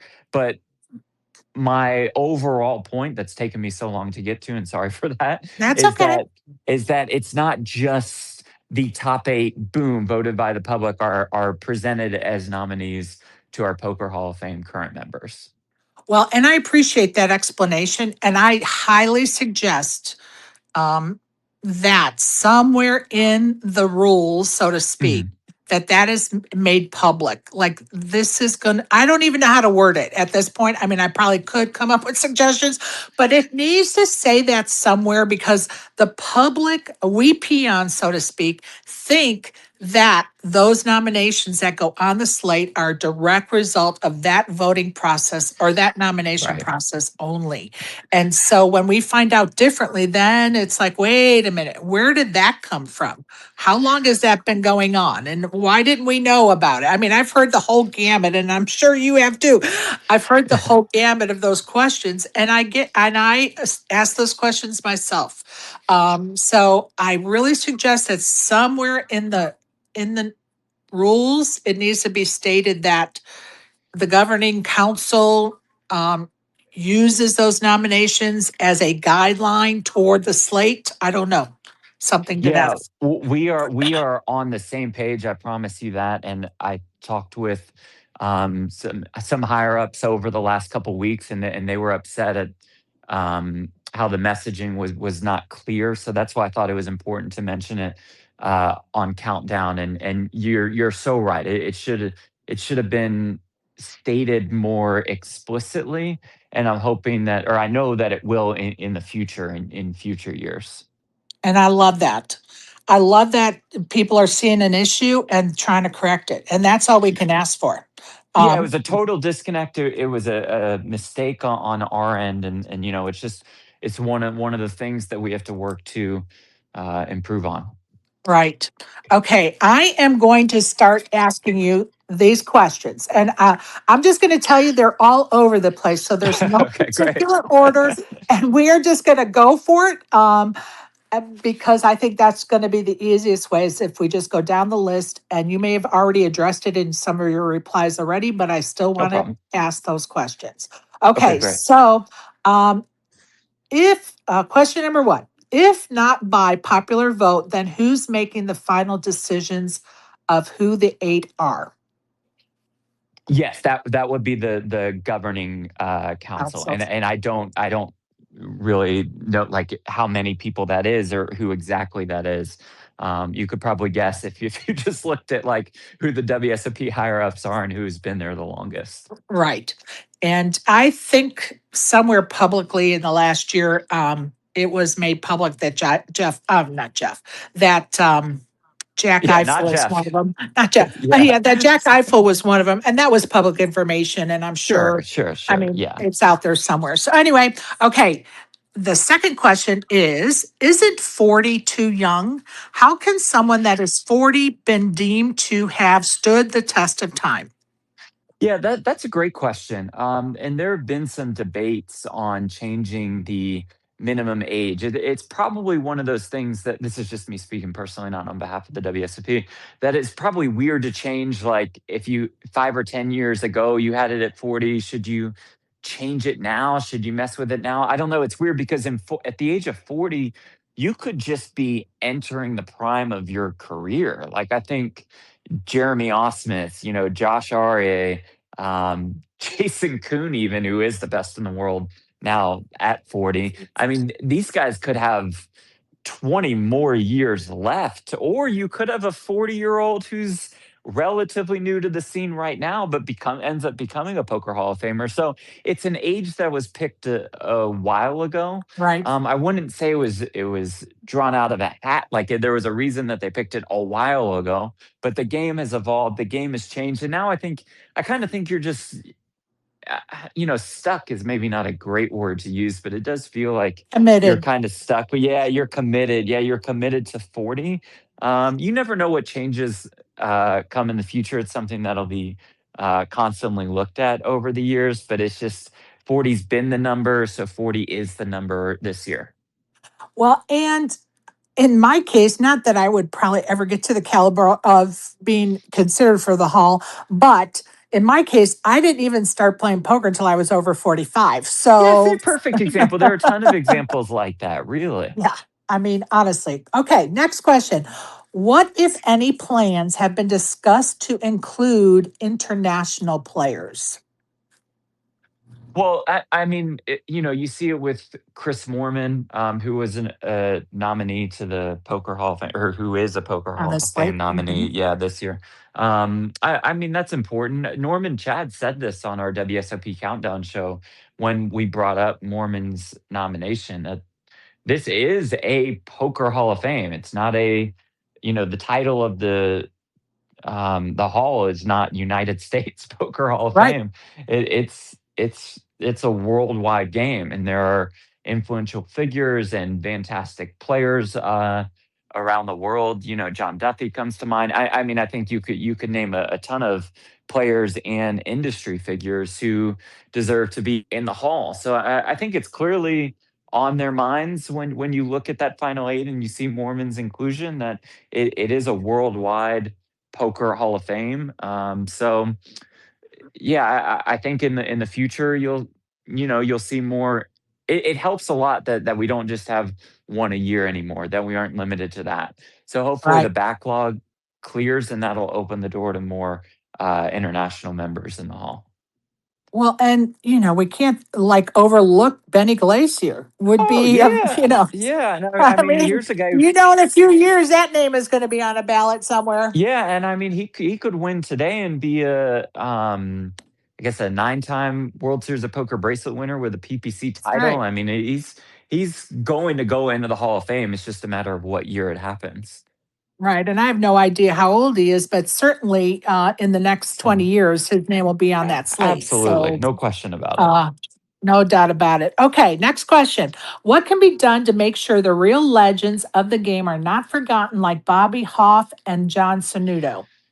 Well, I think it's really important to remember those legends, to showcase those legends, to not lose track of those legends. I mean, Norman mentioned somebody yesterday in Ted Forrest who could, uh, Right. could just fall by the wayside when you consider the current backlog of sorts. As far as people already in the hall, I think we need to build a true Hall of Fame and not just have it kind of floating in the air above us. But I would like to see us not just with a Hall of Fame poker room, but with an actual Hall of Fame that you can go to when you're in Vegas in the summer for the World Series of Poker, and you can go by the Hall of Fame. And I think that that'll help us remember the past here, because I think the past is so important when it comes to Right. building this game, whether it's a player or an industry figure. So I think there's a lot more that we could do to recognize the figures of the past for sure. Well, and for those that have been around, they'll know what I'm about to say next. And for the last 4 years, I've been preaching that we need to um, make the Poker Hall of Fame a 401(c). We need somebody to buy it from the WSOP, make it a standalone charity tied to a museum here in Mm. Vegas. Every year, you get Hall of Famers, poker players um, to donate their paraphernalia, their mementos, or their mementos, and anything from their poker life that we can make a display out of. And then every May, you swap out those for new players. Yeah. And so every year when people come to the WSOP, they can go to the museum every year and see new exhibits of different poker players and the history of poker. And it could be by donation to get it started. It could be by donation to enter the building. And guess what? Now we have a Hall of Fame museum Mhm. honoring the legends of our game. So Yeah. Well, that's my listen, I vision. mean, I'm with you for every part, of course, except for the selling the Poker Hall of Fame part from WSOP. But you understand that because I'm representing WSOP on this call. Absolutely. And So I yeah, get yeah, that. I'm with you on the museum. And look, I know people are clutching their pearls when I say that, but I say it because it is truly the only way we can have a board of directors overseeing the process and it be unbiased and it be something we can all be proud of because these folks that are running it don't have a personal agenda or personal benefit from it with what I'm saying? So Hmm. I understand why people would be clutching their pearls when I say the WSOP sell the Hall of Fame. But if you look at the big picture, if it becomes a charity in its own entity, it just makes an even playing field for everyone. And the folks overseeing it will make sure it's an even playing field for everyone. And all of that could be written in the selling contract. Like, I mean, the WSOP has the power to put in that contract. This is what we want as Sure. far as the name and whatever. So whatever. That's just my thoughts, folks. For take it for where this let's go back to the questions. Any plans to make the voting numbers public for the nominations and for the inductions? Yes, absolutely for the inductions. And I think that's another just important element of this new system is that the actual voting will be revealed. And I think that that's cool because you can, if somebody didn't make the hall, you could see how close they got. And I just like seeing all of that stuff. Nominations, I don't believe there are any plans to reveal those numbers. Okay, perfect. Thank you. All right. Would it be fair to say that tournament results and specifically WSOP results have eclipsed the mantra that cash games played at the highest stakes and stood the test of time were most important? Um, it's a good question. It's a fair question. I do see some pretty sick cash game players in Scott Seaver and Jason Kuhn on our nominations list. So it'd be pretty hard to argue that side of it that it's totally been eclipsed. I mean, here are two guys that are widely regarded, Seaver and Mixed, and Kuhn and No Limit as some of the best cash game players probably in the history of the game. I recognize that that comes with tournament results as well, but I almost think nowadays, all of the best cash game players are playing tourneys in some form or fashion. Right. Kuhn's WSOP resume is not that crazy. It's not that wild. He's got a couple bracelets. It doesn't particularly stand out. I mean, what stands out is his tournament resume, of course, in Triton, but also his cash game background and his cash game resume. And, the highest stakes, probably the best player not just in No Limit, but when Short Deck was a thing, and PLO also. So I don't think cash games has been totally eclipsed. Yeah, I just think tournaments naturally draw more of the headlines and a little bit more of the attention. And All in right. Platt's defense, also, Patrick Antonius got in relatively recently, and we'll see what Yeah. happens when Andrew Roble turns 40 next year. Oh, Yeah, and I Lord. think Roble is a surefire Hall of Famer, and he's just about all cash. All right. Next question. How many years has it been the case that nominees weren't all by the public, AKA, when did this start? I don't know. That's a good question. That's a good question, probably for Ty Stewart, the CEO of the World Series of Poker. I just don't know. I know it's been the same for a while, but I couldn't give you a specific on the amount of years. Okay, fair enough. Do these people who make the top eight, do these people who make the top eight but weren't in the top eight were they still in the top 10 or top 15, or does that matter? You mean as far as like public voting total? Yes. So the way I take this question is, um, were they even in the top 15 to get on the Mm, slate? I gotcha. I don't know, to be honest. I would guess no, just because you look at a guy like Isai Scheinberg, and I would just be surprised. I'm not saying he doesn't deserve to get in by any means. I Right. think he does, but it'd be hard for me to see him on any kind of public voting list as 10 to 15. But he's so well regarded within the industry that I would not think that he was a top 15-ish guy. Everybody else on this list, they were probably at least around there, if not top eight themselves. Yeah, I'll admit But Okay. that that's was just my that's a question. pure guess. I haven't seen any Yeah, numbers. I'll admit that was my question, and I was kind of curious in regards to both Isai and then in the past in regards to Bill Smith. But yeah. Yeah.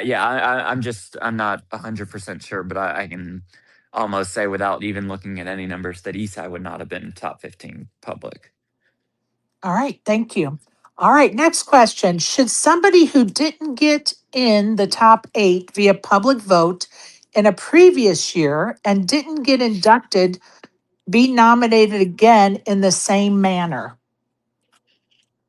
Um, yeah, I think so. I think, well, especially considering the restrictions that we've had in the last few years with just letting one in per year. I think missing out does not mean that they are not a deserving candidate for the Poker Hall of Fame, and I think that they should quote unquote bring their case to the current Poker Hall of Fame members and keep seeing if they get in. I think if they belonged in the top eight, they can belong in the top eight multiple times. It shouldn't just be a one and done. Got it. All right. This is another ASG question in which he told me I could say it was his. Um, why wasn't this previously made clear, and why isn't this mentioned anywhere on the website or in the original announcement of how the process works?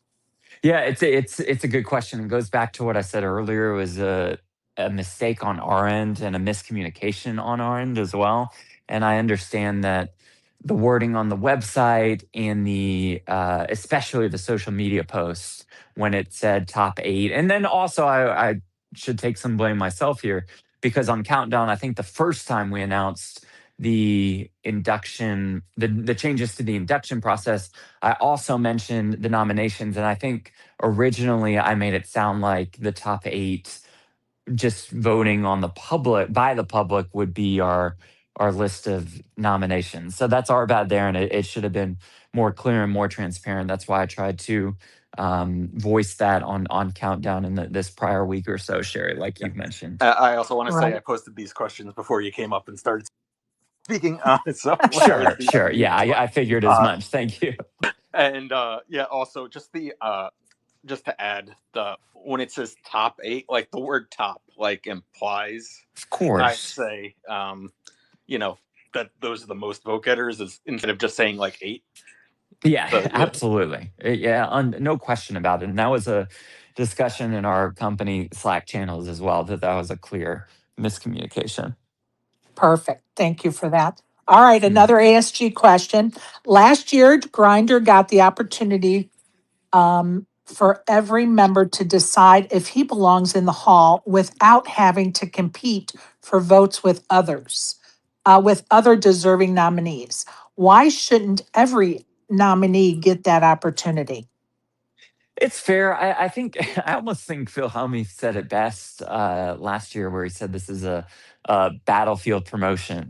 Which is such a special year, winning the Poker Players Championship and the main event. I think you kind of just move up to where your case should just be looked at immediately by the current members of the Poker Hall of Fame. That is such a rare exception. I mean, we'll never see that again. Somebody winning the two most prestigious tournaments of the year. It's just super extraordinary. It only was going to happen if he won the main event. It was not, hey, final table the same year he won the Poker Players Championship. Let's bring his case once again to the hall. Otherwise, he would have had to normally compete. I think this was just a once in a generation, maybe once in a more generations moment.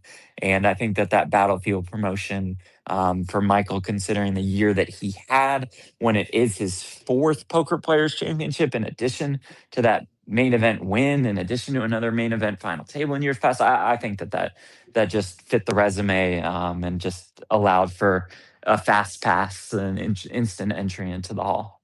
Well, and I think he's saying that if he had not won the main event, he probably would not have gotten inducted. I think that says a lot of what people needed to hear, Yeah. because the preconceived notion that everybody was waiting in the wings for him to win to be inducted, and so I think that is a big statement that people need to hear for Yeah, no, sure. I was a part of that. I was on stage at the end, and I was a part of the rehearsals, and this was only going to happen if Grinder won. Now they were waiting in the wings, but that was just in case he did Right, win. So right, we right, had right. the Hall of Famers available to come up on stage. All right, Richie, I'm going to let you go ahead and sneak in there, buddy. Go ahead, Richie. Hey, thanks, Sherry, and thanks you, Jeff. This is freaking awesome. I love this. Oh, you got it. Appreciate you saying that. My question is, so in baseball, they have a thing like a clause about like kind of your not personality, what you've done in the past, like and stuff like that, like Kurt Schilling and didn't get in because of his Yeah. personality, whatever. So there's obviously some scammers that have been great players, Mhm. and obviously the whole Justin Bonomo thing. What is your take on that? Should because I'm having a hard time. Should not the other stuff, should that play a part in his getting in? And should I know Matiso skipped on a bet with Ted Forrest once. Should that stuff, half poker related, half not, should that be involved? But it speaks to his character, right? Yeah, I think this Yeah. it's a really good question, and it's something that the current Poker Hall of Fame members really have to think about, because one of the criteria that is included in the Poker Hall of Fame is respected by peers. Another is legacy that lasts. I mean, these are important bullet points when you mention some of those other things that pop up, and maybe you could call them off the felt. So, I mean, I think it should always be on the mind of a current Poker Hall of Famer when they are deciding who to vote in the Poker Hall of Fame. I think that's important for them to go through the criteria and really think about that. That it's not 100% what they've accomplished on the felt. You have to think about the whole picture. Okay, so I'm going to ask the question because I know somebody out there wants me to. And this was a question submitted. Did Bono get nominated by the public and was in the top 8 or even top 15, or was he placed on the slate by the council? Well, I can tell you now. I'm sure he got nominated by the public. It's not like there's no chance he got 0 votes.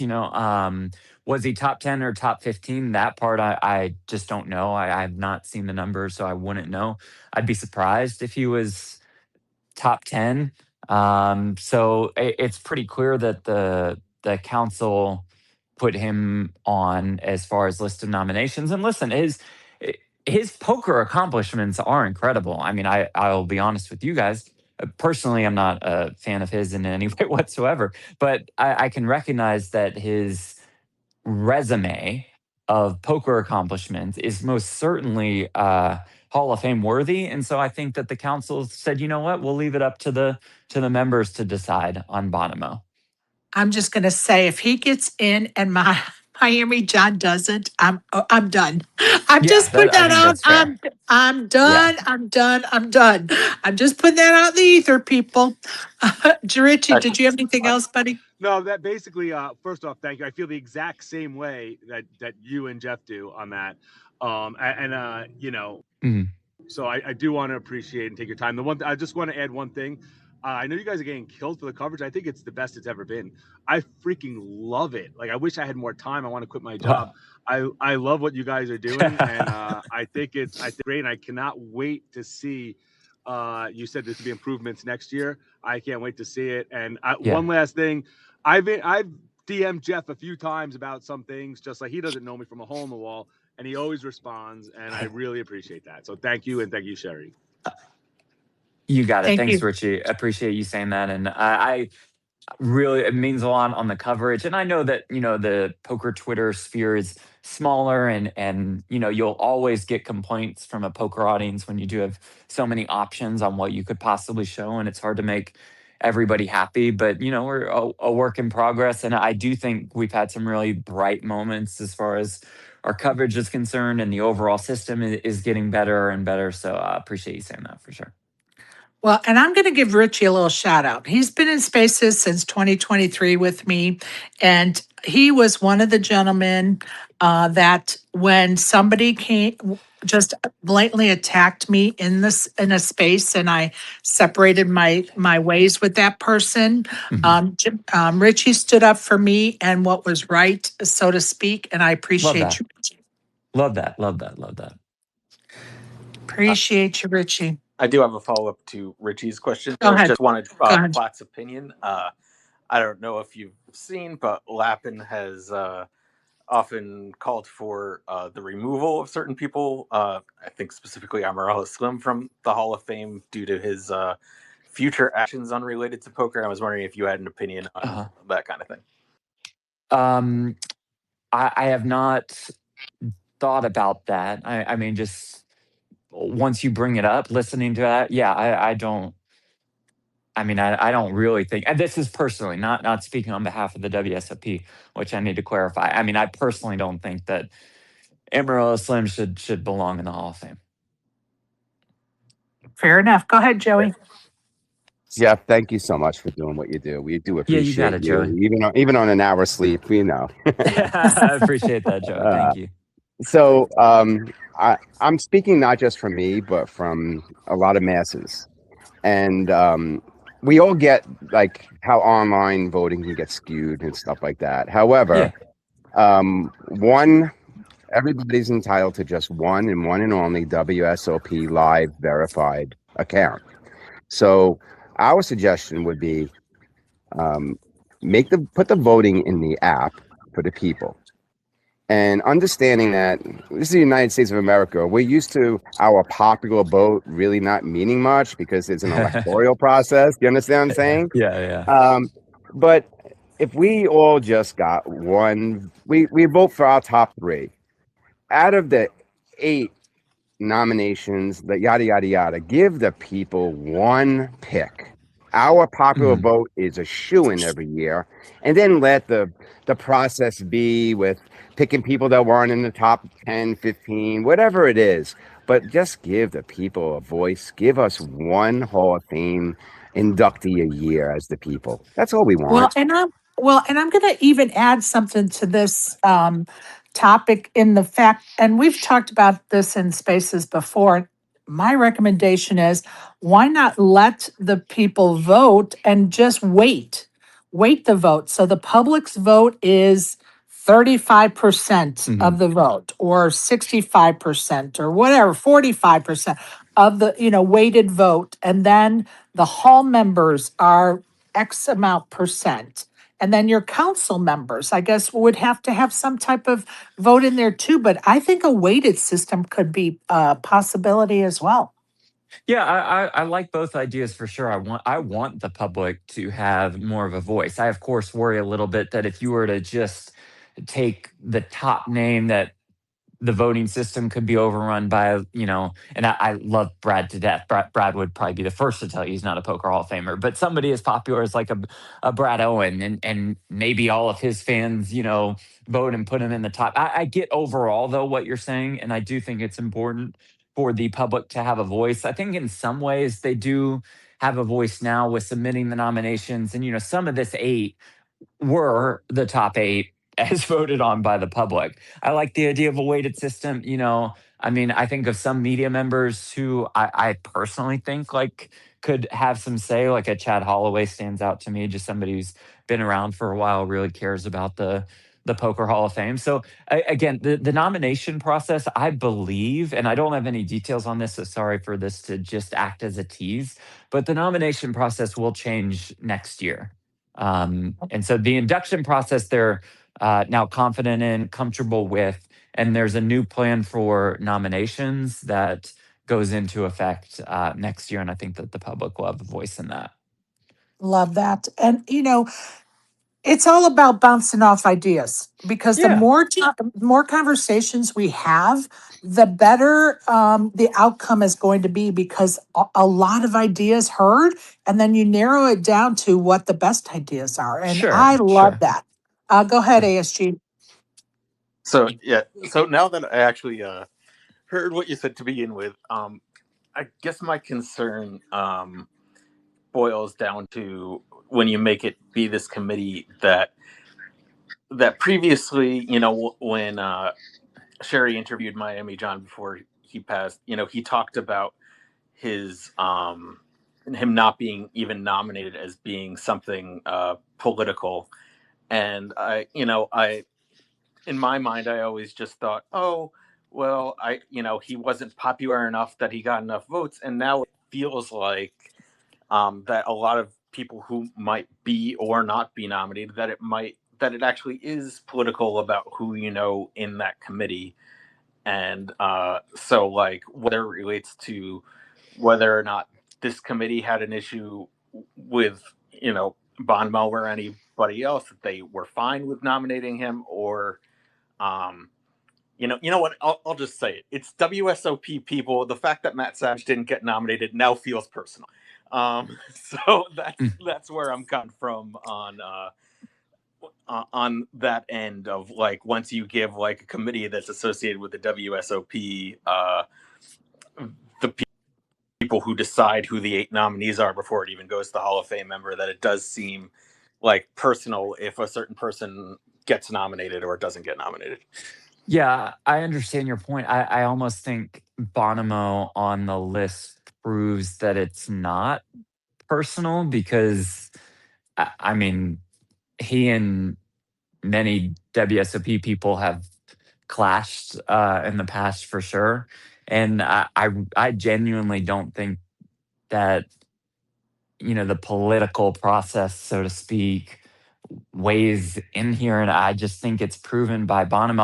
I get the Savage point, of course, I know he's been nominated a lot, and I think Jeremy Osmus or Josh Aria could have been nominated too, and I don't know who though I would take off the list of the current 8, for a Savage, for an Osmus, for an Aria. That it's all subjective, but I go back to Bonomo being on the list says there's probably not that much political power weighing in. That's just my thoughts, just my personal opinion. And and ASG is right. Miami John definitely voiced his opinion that he was being held back because of Mm.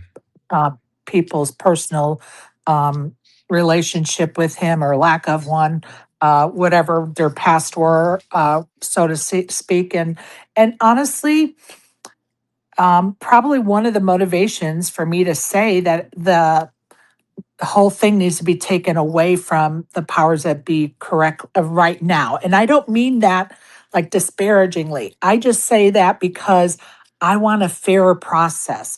And when I say a fairer process, I don't mean that as a dig either. I just want a totally transparent. I want Yeah. people that are in charge that can say no to the bigwigs in poker because they have no like personal gain or loss if they do say no to a bigwig in Mm. poker. Right. So it evens the playing field for not only the person that's trying to come up with the rules, enforce the rules, and have a transparent and ethical process. You know, when we take all that politics out of it and just have the process, and it also will let people off the hook that, oh, I can't do this because of that, or Yeah, sure. hey, I would like to do this, but I can't because of that. We got to just somehow find a neutral playing ground for everybody to go by. And I think it would make a lot of people happy to have the headache out of their lives. But that I'm not in, it's not my headache. I'm just Yeah, speaking, right. from the outside looking in, I get it. um, so to speak. Okay, I got another question I'm going to read to you, and then we're going to get to Joey. Why are we as a community signaling through this facade of a process, leading the public on with a process that really boils down to a boardroom of good old boys putting their favorites on the list and even not following their own rules? I mean, I would just say that the quote unquote good old boy is referenced in that, at least as far as the couple people that I know that are a part of this council. Like they truly do care. They truly do care about not just the World Series of Poker, but the overall state of the game. And they truly do care about the Poker Hall of Fame. And this is always something that's on their minds. And the new ownership has come in, and they could have very easily just thrown away the Poker Hall of Fame or sold it off, which I know you might have liked, Sherry. But it's something that they had wanted to have because they thought that it was important to the game. And so that's why they changed the induction process, because they had their ideas on what was fair as far as the future Poker Hall of Fame is concerned. That's why they're going to change the nomination process. That's why we're going to remove anything that could be labeled as a facade, understanding that there was some miscommunication on our end. That was our bad, to make everything more clear and more transparent in the future. So I think we're taking steps in the right direction, and it's because the council, because NSYS, our parent company, because WSOP really does genuinely care about the Poker Hall of Fame. And I believe you. I Yeah. think the people that are involved with the process do care about the process, for sure. But sometimes when you're so knee deep in it that you can't pull yourself and look at the big picture, so to speak. And sometimes we just get lost in the sauce and we just need to redirect. And I love the fact that they're willing to look at things and change Yeah. what they, Yeah. I love that. And kudos to them. I know they're working hard on it. And trust me, I'm not trying to be, all negative. I just see that we need change and I'm willing to help. And I have no dog in the race. I'm not going to profit from it. I'm not going to benefit from it other than I'm a fan that wants to see it to be the prestigious award and the Hall of Fame that we all want it to be. So I'm going to let Joey go next, and then Luke will get to you after Joey. Go ahead, Joe. Okay, so this piggybacks right into what we're talking about with the politics and stuff. But just for a moment, I put myself in Chris Moorman's shoes. Mm-hmm. Now, for those of you who don't know about Chris Moorman, he is a coach, he is a poker author, and he specifically helps low to mid stakes poker players. He is a huge voice, and thanks to him, online multi-table tournaments would not be what it is thanks to this man. And now he's on this list. But here's the Why not? Right, but here's the problem. Why not though? Right, but here's the problem. I gotta interrupt you. I don't know. I No, love Norman. I want him on the list. I'm saying I'm in his He shoes. should be on the list. No, Okay, no, Luke, no, but I'm hold just on. saying. Luke, let him finish his point. Follow my He's point, so Luke. Now I'm on the list. Wait, there's a plane passing. Okay, I'm on the list, but you know how? Do you know how intimidating it is to know that someone like Mike Matusow has pretty much everybody that's going to make a vote on speed dial on his phone?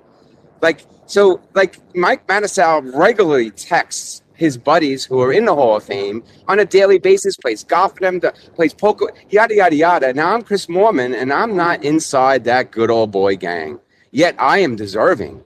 I am way deserving, and I am positive. I'm not Mr. Negativity like the mouth is. It's just very intimidating for the Chris Moormans of the world. That's what it comes down to. Well, just on Matissa specifically, I understand that he's close with a lot of members of the Poker Hall of Fame, but he also has been nominated a ton in the past and has not been inducted yet. So I don't see why that would change, this year versus previous years. He's been nominated a lot of times and has not made it in. So those are my initial thoughts on Matissa once you bring that up. So in other words, he doesn't have enough of them on speed dial. Go ahead, Luke. Go ahead, Luke. Well, I think my issue with what Joey was saying was like more like, I don't think anyone's like shitting on Mormon. And also like, he's done a lot for poker for sure, but you know, I don't know. Anyway, what I was gonna ask Jeff was about Jeff. I've been parking in this fucking parking lot for fucking 3 weeks. I need you to get your ass out there in your fucking pink suit. My Lambo, I've been waiting in the freaking line in my Lamborghini. I don't want to pay for the The valet, valet, you know. right, with your Lambo. It takes Yeah. out of my ROI. But anyway, no, I just wanted to come up. I don't have a question. I just wanted to say hello to Jeff. My I just man. got out here, so you'll be seeing my beautiful face Let's soon. go. Yeah, I just wanted to say what's up to Jeff.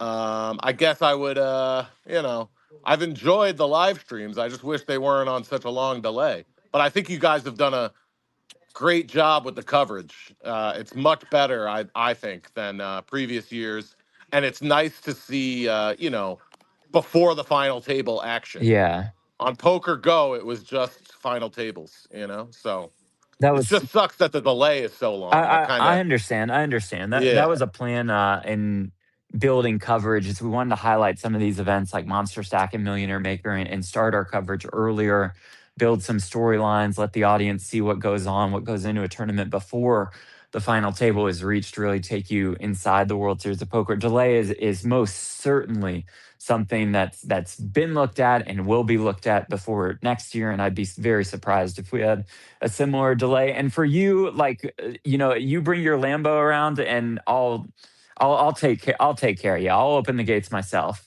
I'll swipe my You're diamond welcome. Thank card. you. Yeah, I mean, yeah, I gotta get a little VIP Yeah, treatment. you deserve it. Ay, ay, ay, ay, ay. Don't humor him, Jeff.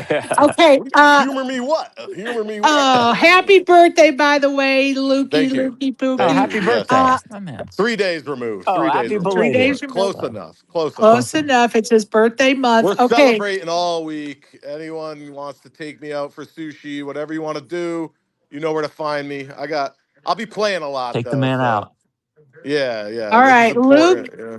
I would be horrible at my job if I didn't ask you the following question. Go ahead. Um, You have a job? No, go ahead. yes, I didn't say I was getting paid. I just said I have a job. What is your opinion about Bono being on the slate? Bonomo? Yeah. My opinion is he shouldn't get in, but not because he doesn't deserve to be on the ballot. I think if if people voted to choose him, he should be on the ballot. But I don't think he should get in on a first ballot because of the cheating and because of he's just generally an asshole. But I'm not going to say that he's not a Hall of Fame level player. He obviously is. He's an all time Right. great.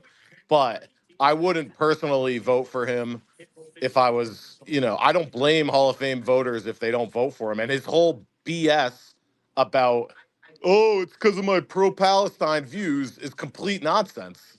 Everyone hated him before he started talking about how much he loves terrorism. So, no, like Fair enough.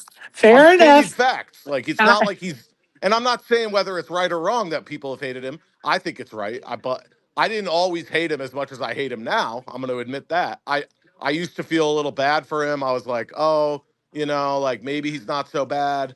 But then when he started doing the whole like I'm a victim because people don't like my politics, Then I really start, and the rape denial. But anyway, I'm not gonna get into the Israel stuff because I could go all day. So my opinion is he deserves to be on the ballot, and the voters will decide. All right, fair enough. Fair enough, Lukey. But let me ask Good. this: was Haxton eligible this year? Yeah, he's on the nominations list. He's on the Oh, list. he is. Okay, thank God. I didn't see Haxton on. I was Yeah. gonna say if Bonomo got in ahead of Haxton, that would piss me off. Right. Like if he was on the ballot ahead of Haxton. But how is Josh Aryeh not a poker It's Hall of Famer? I just assumed he was already. That's insane to me. That is insane to me. it's a great question. I don't know, but then That is also it's hard to pull somebody from the current list. But yeah, I think Josh no, is a but I just surefire Hall of figured he Famer. was in already Yeah, because right, he's right, such a right, legend. right, But I right. mean, if the Zionists really control the Hall of Fame, Yeah, you Oh, think a yeah, Jewish exactly. yeah. He'd a Jewish be in man would over be in Bonomo. already. Yeah, Oh, yeah, No, yeah. Arya's a Jew. yeah. Okay, listen, folks. If you want to come up and ask some questions or give some comments, go ahead and request a microphone in that bottom left corner. And for Luke's sake, I'm going to reread the slate of nominees for the 2026 Hall of Fame. They are Sean Deeb, Scott Seaver, Jason Kuhn, Isaac Haxton, Justin Bonomo, Mike DeMouth, Chris Moorman, and Scheinberg. And I don't know how to pronounce his first name. I'm Esai, so sorry. Esai. Esai. Yeah. I'd say they're all deserving, other than Matisow. Now, why do you say that about? No. Oh, Matisow could come get in. on. Matisow could get in, but how's Matisow ahead of Arya? I don't get that. Well, we could say that, I think you could say that about several people. Like, why is so and so there on the list and Miami John is not? Was And it? why Wait, is it was so and selected so by on the the list? fans, though, right? It was voted on by the fans. Jeff, I'll let you answer that question. Go back and listen to the recordings. Like, Yeah, sorry, I was mad at first part. Sheriff. I was mad at Sheriff because he didn't let Why are me you up. mad at She me? didn't let me up. You I, didn't let me I, up right away. I did, but you bounced out. I was like, Okay, wait, I just okay, brought him up. okay. Hey, get off that T-Mo phone and get some good internet I service. actually do have the cheapest cell phone plan that exists because There you go. I'm trying to break my phone addiction. So when I'm out of the Smart. house, I just don't use because I'm on Wi-Fi anyway. But when I'm out of the house, all I could do with my phone really is make a phone call. Like if I use too much data, they charge me. Like I got to be real careful. So to break Hey, my I phone love that. addiction, I switched I from love that. T-Mobile to this shit. It's really terrible, but it's $15 a month, and it Nice. has helped me be more present when I'm out with the people I care about, etc. You know what, Luke? I'm very proud of you for doing that because I know I'm one of the people, as you know, that have followed and refollowed 25 accounts that you've been banned from because of your addiction to Twitter. So I'm proud of you for making those changes. Well, I was banned because of the powers that be and the evil nature of this app, but that's neither here nor there. But thank you, Sheriff. And yeah, it's been good for me. And I saved like $600 the last 5 months. Nice. That's Nice. a So you point can take, six K, baby. hey, so now you can take me out for dinner tomorrow night. No, That's what but I'm I can hearing play here. the WSOP point 6K There an we extra go. bullet. Oh, I love it. Are you coming to the meetup game tomorrow, by the way?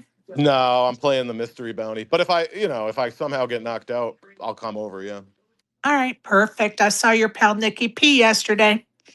Yeah, I'm gonna be over there sweating him. Are you playing the ladies event? I'm assuming you're playing. I am not playing, but I'll be at the What? WP. I'm What? not playing. I'm too tired. No, no, no. What? You just have no idea what's Fair going on in enough. my life right Fair now. enough. No way I could sit at a table for 8 hours Yeah, right I'm now. tired from my flight. I'm not playing today. I need a day to Yeah, rest. I'm I'm too old. exhausted. But listen, I'll be at the WPA booth, so come see me and sign the quilt, Lukey. There's a question for Platt. How many wins before they start calling it the Sheena Invitational? I think you can call it that now. I mean, to go second, first in the ladies' championship, I think you can just start calling it the Sheena Invitational now. But let's see who else pops up. All right, we have some questions here in our chat. So let me scroll down for a minute. Good morning, Dillo. Thanks for joining us. And Dusty, thank you. Okay, bathwater for buy-ins. says, don't care about Justin's political stuff or personality, but why are known poker cheaters being nominated for the most prestigious honor in poker, the Hall of Fame? Who's next? Russ Hamilton? Maybe nominate Mike Postel? Yeah, I've commented on Bonomo.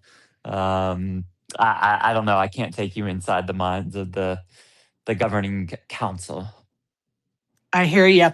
Okay, Eric Shacklefield Ford says, I will lead production of the Poker Hall of Fame. Great idea.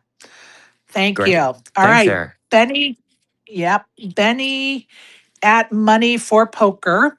Hold on. I'm trying to get there without booting us all off the space. Says, Sherry, will YouTube stay on when ESPN kicks in? No, our coverage will be entirely on ESPN platform. So we'll be on ESPN Plus. If you have the ESPN app, that works, or if you have ESPN Unlimited, that works as well. We'll be on from July 2nd to the 13th. And then I think in August, our first night of the 3-night finale will be on ESPN 2, and then nights 2 and 3 of the August final table will be on ESPN. Internationally, there is a separate distribution deal that includes TNT Sports and Eurosport. So that's kind of how the coverage breaks down for the main event. I couldn't tell you the specifics for each country outside of the US. Perfect. Thank you for that. And Life on a Ledger says, Sendu, Sendu. Sendu, sendu, sendu, sendu. Line of the day. I love it. I love it. I love it. I love it. Go ahead, Lukey. Oh, I was thinking of the cheating question, and if we're being honest, there's some guys in the Hall of Fame already, I'm sure, who have cheated at poker, and there's some other guys that are nominated that have cheated at poker. And I'm not even, I would, I don't want to defend Justin Bonomo, but, Right, Yep. right. but there was a lot of stuff that went on in the early days of online poker Sure. that were, so I don't think that would disqualify him from qualifying, but I think the fact that he has such a he doesn't seem like especially like he never seemed super apologetic about it, but he did get unbanned, and after that there was no further incidents. So that's what I would say to that question. I think the reason that he shouldn't get in is because he's such a freaking asshole, and he doesn't show a lot of love for the game of poker, and he doesn't show. Mhm. I think that's an important factor when you're voting for a Hall of Fame, but because it's Well, like what they did for the game. You know what I mean? He hasn't done much for the game other than make himself rich. What has he Yeah. done other than that? And on and a related note, I don't know if this is true because I don't watch everything, but somebody said like he hasn't really played in the past 3 years. That's right. When it, World Series, yeah, but also most other events. That's right. well, and is he a good ambassador? No, come on, No. he's not. I'm sorry. And I'm going to tell you something. And Jeff, you can cover your ears now because you work for the WSOP. And this is not Jeff's opinion. This is my opinion. But hey, folks out there, why don't you DM or message the current Hall of Fame members and tell them not to vote for him if that's how you feel. So there you go. There's an option, people. There you go. Okay, there you go. All right. Anybody else want to come up and ask questions or make comments? Go ahead and request that microphone button in the bottom left corner. Also, I will be at the WPA booth between the registration office and the Paris Ballroom. If you want to stop by and sign the Quilt for Charity, benefiting the homeless here in Vegas via the Poker Gives Charity Foundation. So Oh, go, I actually got a question for Jeff. go ahead. What are you gonna play the rest of the summer so I could try and catch you at the tables? Because I like to, indulge in a little. So I assume you haven't. Have you? You're unable to play WSOP because you're an No. employee, right? I can play. I can play. Oh, Yeah. oh, you're allowed to Yeah. play. Oh, that's cool. The, But oh yeah, I was just wondering what you're gonna I'm play. going to play one event, slay one event only, and that will be the 5K 6 max. That works out best Nice, for schedule. And so, nice. I figured, Sunday. That's Sunday, right? yeah, Yeah. I figured pick an event that I have the least amount of EV in and just get challenged against the best of the best. And, We'll try to punch the I was president. running deep in that one in 2013. There we go. I had a deep run in that one in 2013. No, that's cool, man. And any other properties that you're gonna play No, at? because Or I mean, so I've right? worked every day and plan to work every day until we withdraw from our Yeah, main stage. you're a Thanks, beast, man. bro. Thanks, man. And then You're a beast. right back on it for the main. So 5K six max is going to be it for me, and I'm not going to be afraid, Slay, to clock them when needed. I'm not going to tolerate any slow play in one of my in my only tournament of the summer. I'm not going to sit there for 6 minutes for decisions. So we're going to play I fast like at our that. table. I like that. ASG, go ahead, buddy. Okay. Yeah. I Just had fucking a hate a clock caller. I hate a clock caller. I'm going to use it. I'm going to use that clock button. I'm just messing around. There was an incident I had Oh years yeah, ago I'm where sure. Lindgren called a clock on Oh me, jeez. and we got into a bit of a spat. Good. All right, it's ASG's turn. Go ahead, buddy. Yeah. Just had a logistics question because prior to the WSOP, I made some assumptions that may or may not have been true. So like now that we had a lot of talk about this Korea and this and that, like has I've already forgotten the name of the company. Not Yeah, Ensis. Ensis. What is it? Ensis is our parent Yeah. company. Yes. Yes. Are they using their relationship that they bought that huge piece of high stakes production at all for the WSOP, or is it a completely separate thing? I mean, Hustler Casino Live is rolling on the weekends for cash games on what we call Table E, one of the, I guess you would call it, secondary feature tables. So Ryan and his crew come in for those games. And other than that, they use like our WSOP production is under the WSOP company. It's Bracelet Studios. And yes, they're in Korea, but we use Poker Go to produce our featured tables, I guess, if that answers your question. Yeah, so it sounds like that they're not really involved in the WSOP production. Correct. Not at all with WSOP, but they are there, once or twice a week to run cash games. Sure.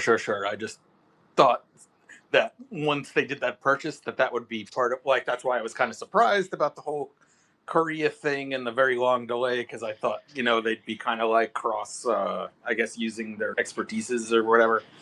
But yeah, okay. Thank you for explaining it. No problem. Awesome. Hey, Barry, welcome. Go ahead, buddy. Hey, Sherry, thanks for having me. Just Slay come up, started talking, got me triggered. I figured I'd come up and I don't know how hard you want me to fucking go. But Jeff, thanks for everything You you got it, do. Barry. I understand you've been busy for the last month or so, so I guess you don't know what's happening out in the real world. Sure. I hope Justin Bonomo is right that too many Jews are voting and he's not going to get voted in. But I mean, it's fashionable nowadays, lately, the last year or so, to be anti-Semitic. So maybe he does have a chance. I don't know, but you, Ted Forrest, Gus Hansen, Matt Savage, Mike Matusow, so many lists get passed over. Names on the list get passed over.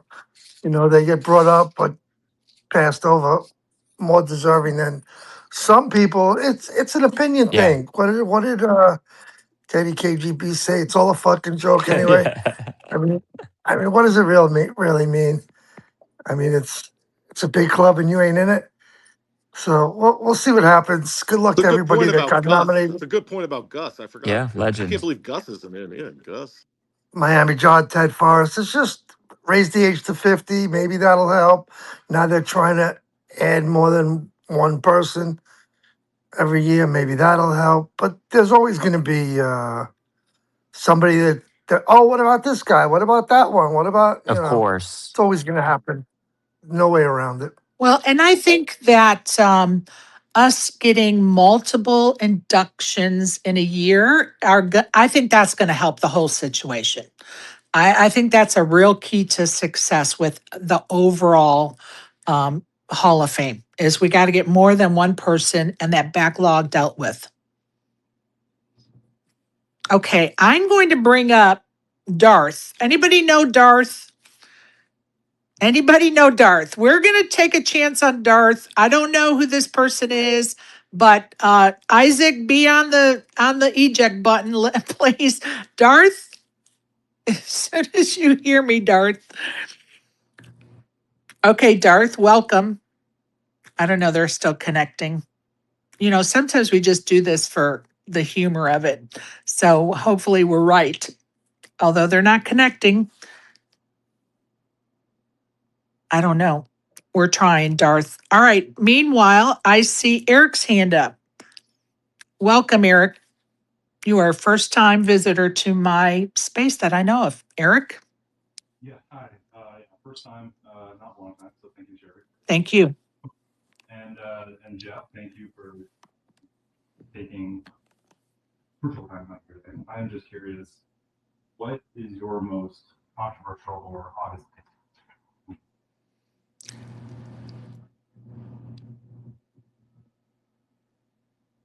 Okay. Did anybody else have hear what Eric said? Eric, your reception is really bad. Were you able to Yeah, hear him, sorry, I Jeff? just couldn't hear it. I couldn't hear the actual question. It was something What like, was my what? what is your most controversial or hottest part of your job? I think he said.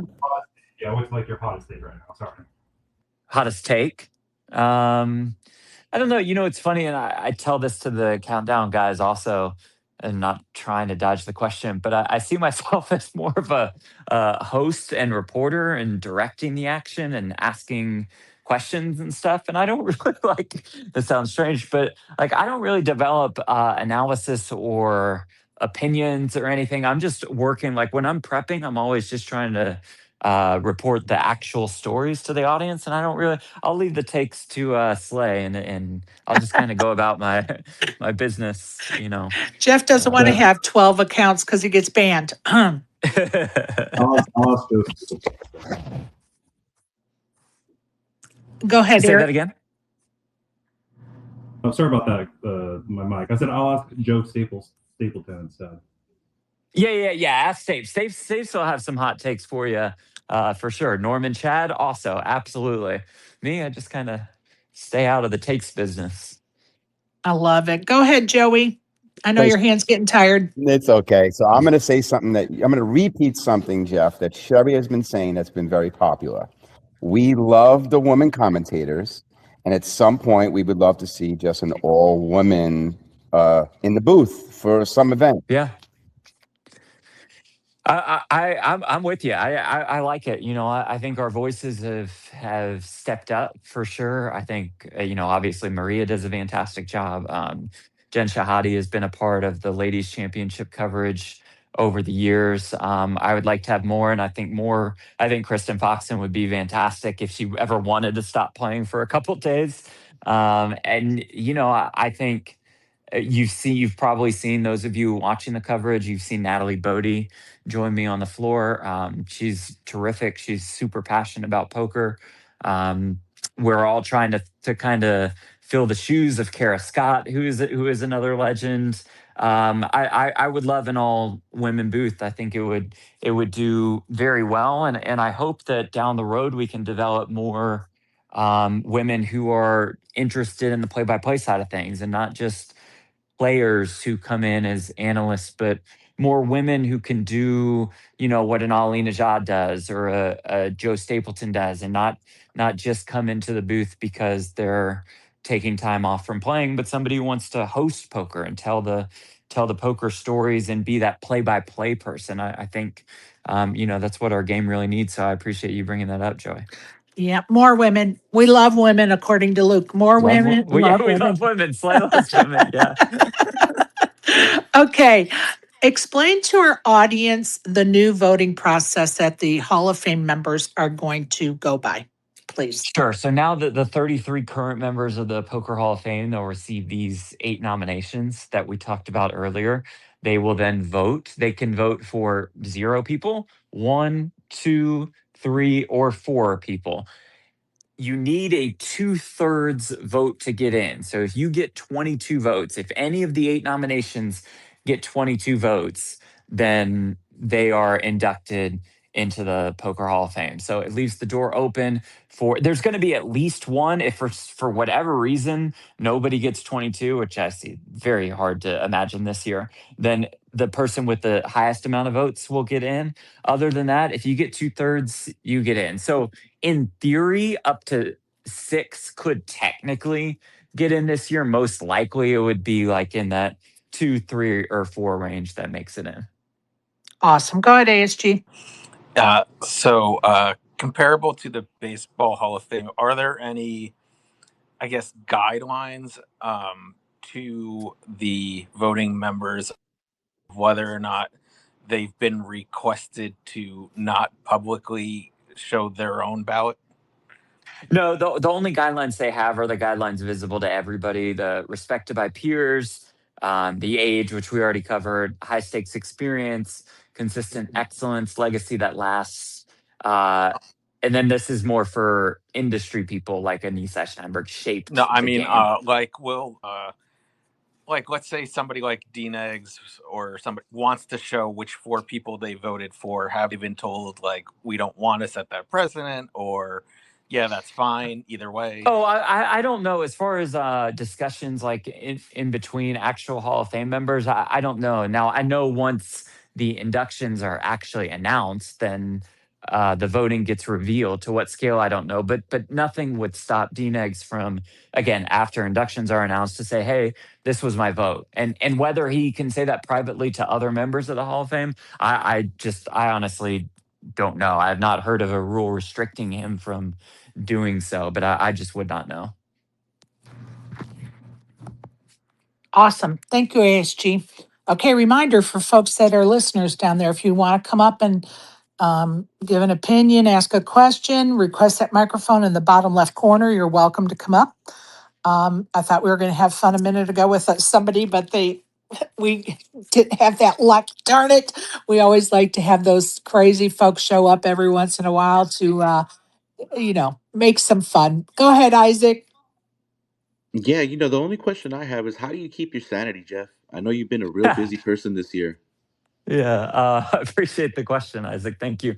This is what I'm passionate about. This is what I want to do. It all builds up to the World Series of Poker for us. So, for me to represent the WSOP and be a part of the WSOP broadcast, like this is my zone right here. The only thing better than this is if you talk to me a week and a half from now when we start our World Series of Poker main event coverage. If I had to do this 365 days a year, Isaac, that sanity would not be kept. But considering my current job, I know like I build up to this, and I prepare for this, and I have my daily routine for this. So it's cool. It's like this is what it's all about for us as far as our premiere series and showcasing that to the fullest extent. And it's all part of the job, and solving social media conundrums or responding to complaints. It's just part of the territory for me. Love Well, that. dude, I gotta say, man, you do a hell of a job, man. You're the hardest working smile in poker. So, I appreciate you saying that. Thanks. Means a lot. Don't forget Lucky Charm, too. Go ahead, Barry. There we go. Yeah, thanks. I saw someone tweet the guy who just won a bracelet. I forgot his name. He was the third guy in that last year's WPT giveaway scandal where the two guys made a deal. Yeah, Is Josh Reichard. yeah. Yeah, he just won the bracelet. Yeah, good. He's a beast. How's that for like some type of karma? Oh, Barry coming in hot. Love it. Oh, I love it. I love it. I love it. All right, you guys. First of all, Jeff, I appreciate you and the time you take out to come answer our questions, and appreciate everything you're doing on our behalf for sure. I want to invite you to the meetup game tomorrow. If you want to stop in just for the fun of it, we'd love to have you. But I know you're busy, and it's okay. Well, I appreciate the time, Sherry, as always, and maybe I'll join you guys for a post main event wrap up or Absolutely. something like that. How about that? We would love it. I'm going to give my panelists one more chance to ask any questions before Sure. Jeff is let off the hook, so to speak. All right, Luke, I'm going to start with you first. Luke, any other comments or questions? Lukey pookie. Must be that cell phone playing. Must be that T-Move phone. All right. Eric, welcome again. Any last comments or questions? No, no. I just want to thank you for your time, Jeff, and I appreciate that. I really love the coverage, and I know it's an insane amount of work. So, f the haters and keep going, man. Appreciate you, Eric. Thank you. I love that. Joey. Yeah, Jeff, just thank you for still being one of us. You know what I mean? Of Like, course. you just take the time. I've seen how busy you are, and then some random person that like just only knows who you are, and you give them the time of day, and and if anybody out there is listening has never shared the felt with Jeff, this is the same person you play with too. You know, I mean, thank you.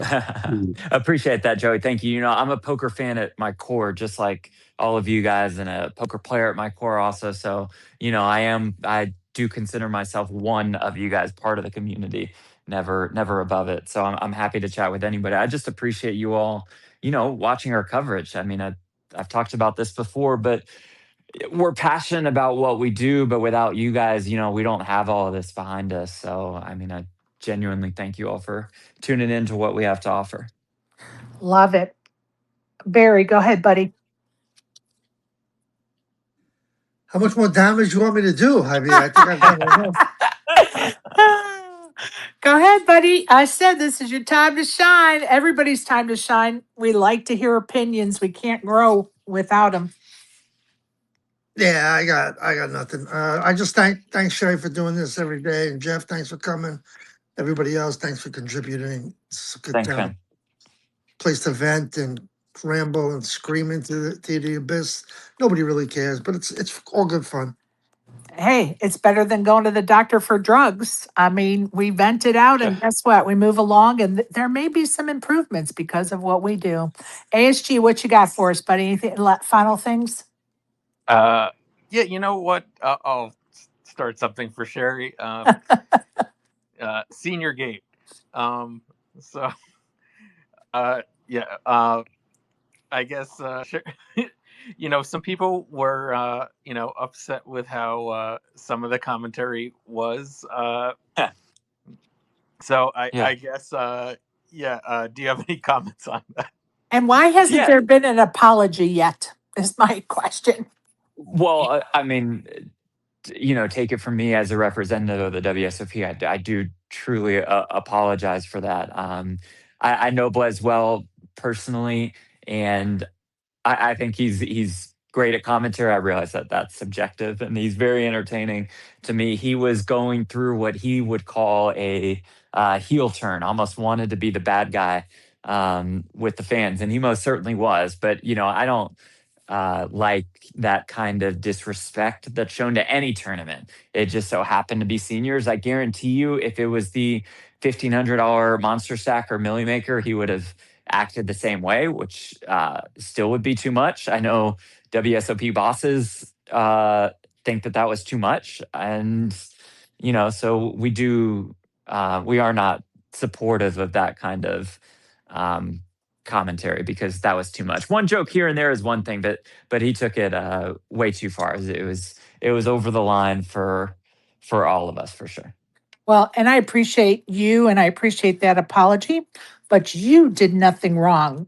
That has to come from his mouth. And I know it never will.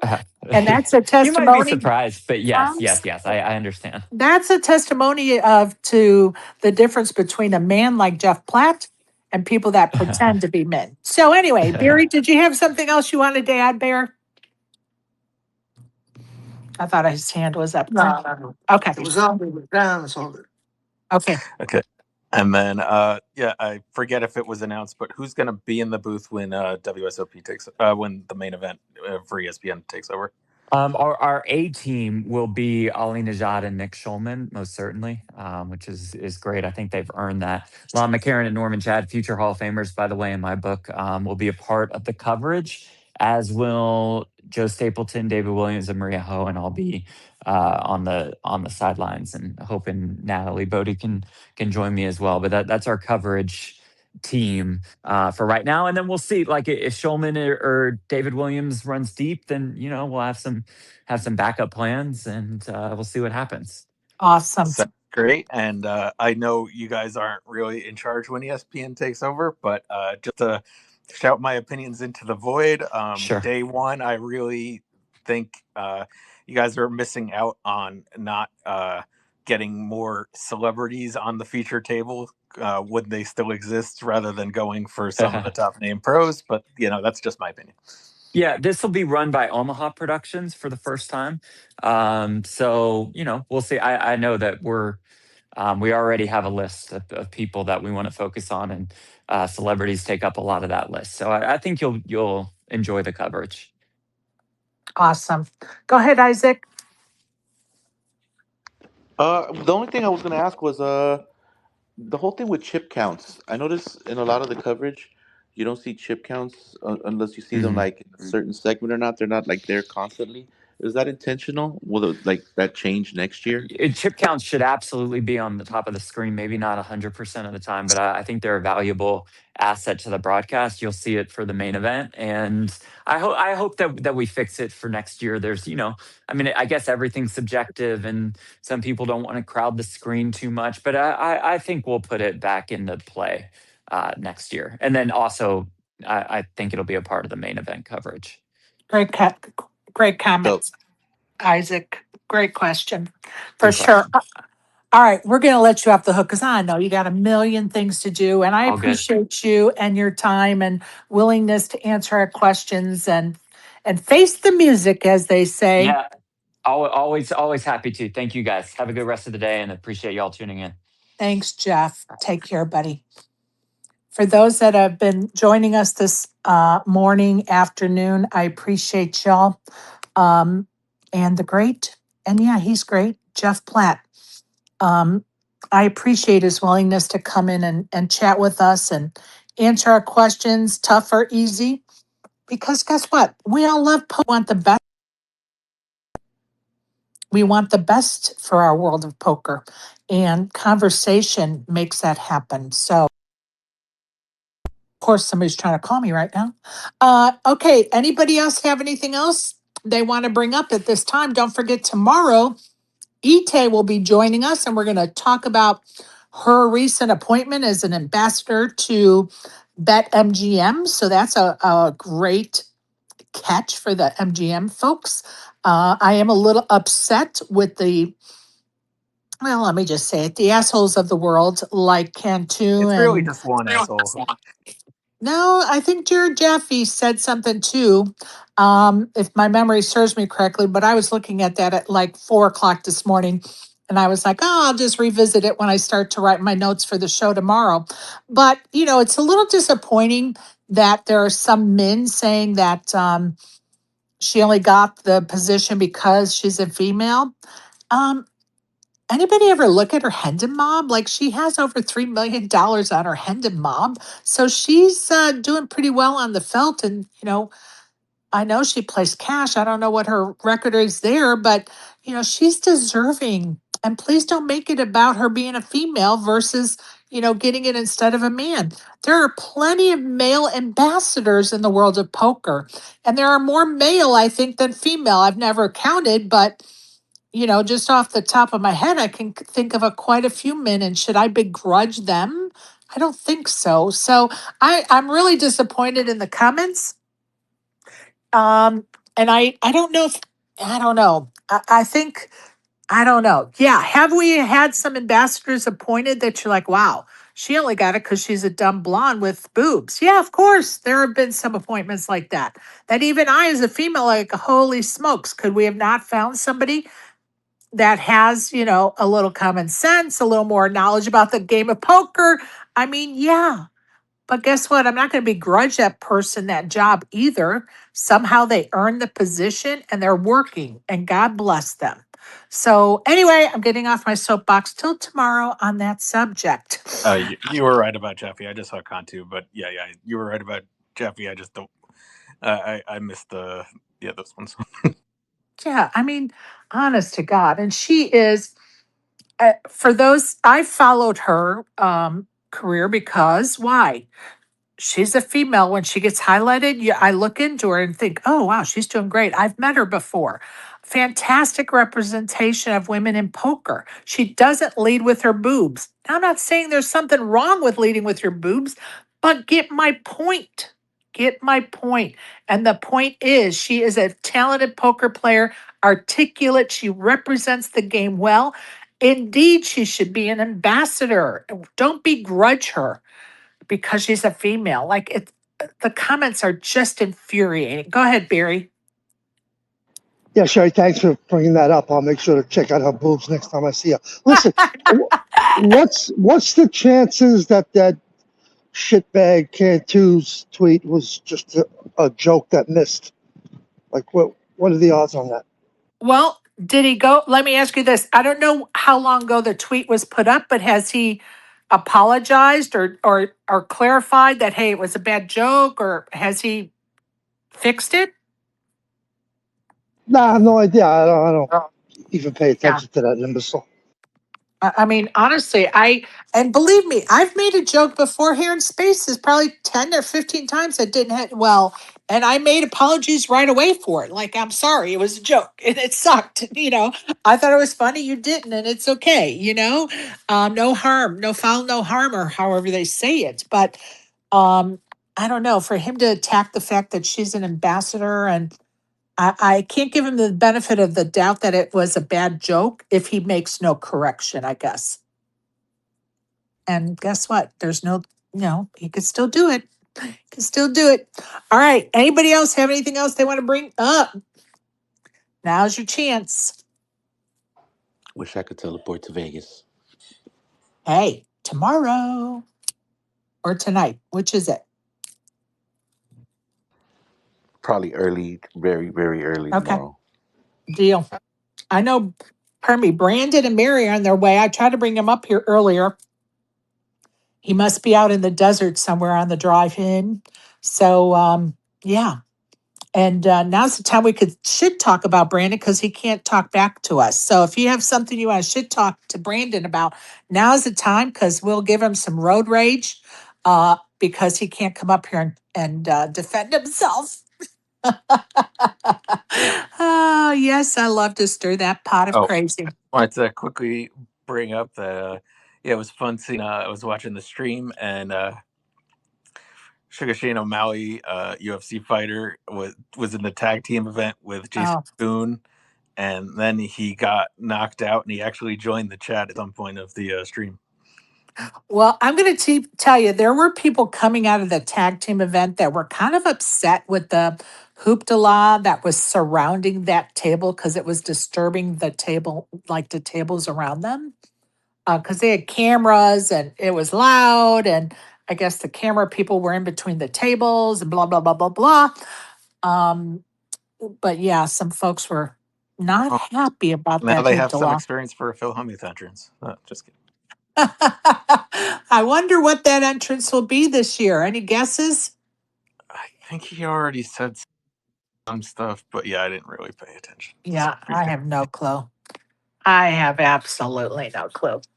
I'm lucky I know my name today. I think I passed out at like 9 o'clock last night and up at like 4, which of course is 7 my time, which is it's all maddening. It's all maddening. And Discombobulated is not oh even the word, God, right? But Isaac, I honestly, I know I said this the other day, but when I woke up from that like 4 or 5 hour nap the other day, I really realized how exhausted I was and that how I am like at home, like I'm on, you know, 1,000 miles an hour at home. And it wasn't until I passed out that day and woke up, I was like, holy smokes, I'm really exhausted. Like I am really exhausted.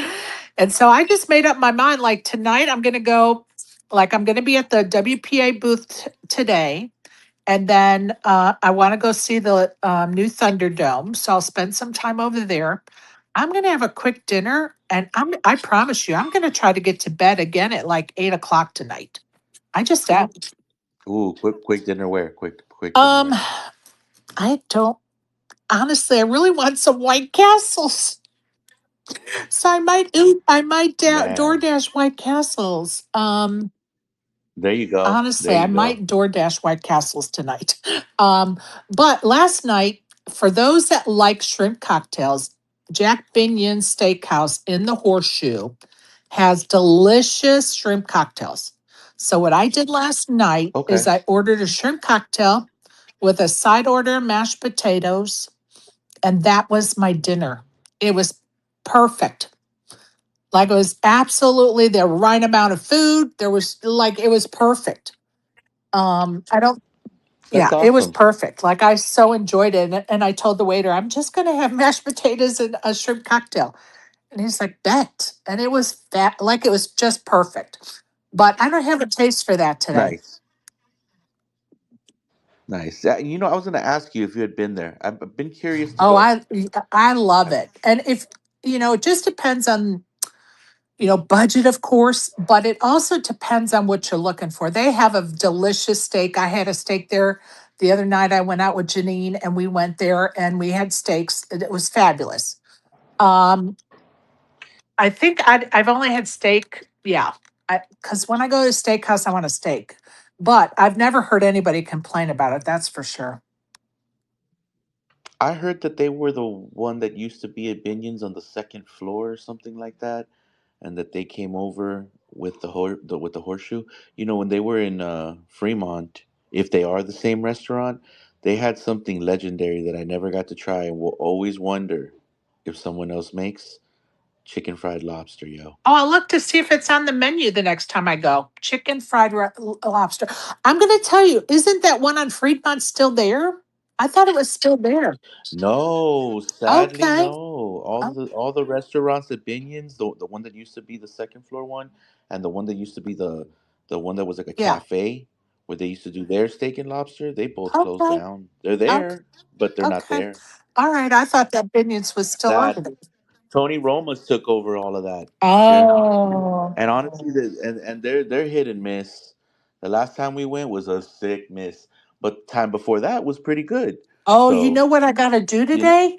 Oh, I got to Mm. see about a reservation for Saturday night. Hello. Oh yeah, have they I opened got up to online try. I or didn't what? even think of it yesterday, but I will after this space. Um, for There you sure. Go go. ahead, Joey. Okay, this is a Colette tip, by the way. Yes. Uh, Spare your stomach the belly bombers. Save some money, actually. Cafe Americana on the Paris side, you're familiar, right? Yeah. Has a happy hour menu from 3 to 6. And you can order their very, very expensive sliders. For $13, you get 2 gourmet sliders and french fries, and they are over the top delicious. Oh, I love that suggestion. I appreciate that, Colette. Maybe I'll have those another day and my belly bombers tonight. I'm sorry, but I am a White Castles girl.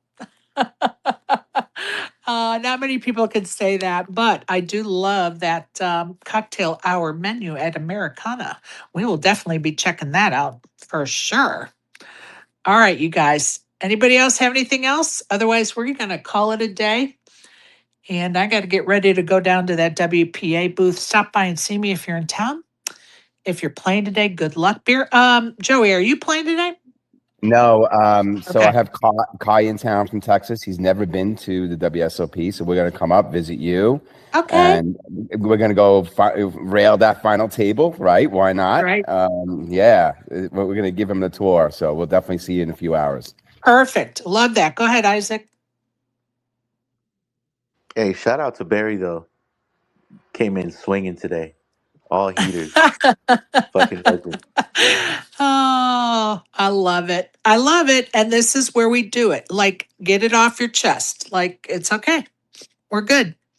Also, yeah, just gonna add, they're gonna show what's left of the final table of the PPC today, and yeah, they did have the special table with all the cards. Although one of the like 3 hands they went to last night, they were showing a 7 deuce hand where they didn't have one of the players' cards read, and then even at showdown they never showed what they had.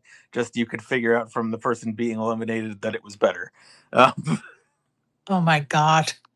That's hilarious. And don't let me think, don't you go thinking, ASG, that I didn't catch on to you throwing me under the bus with Jeff about the senior gate. Oh, I thought you wanted to just add to it. No, I No, I did. I did. It was actually on my notes of things left to talk about. I was like, this guy. No, I'm just kidding. I'm just kidding.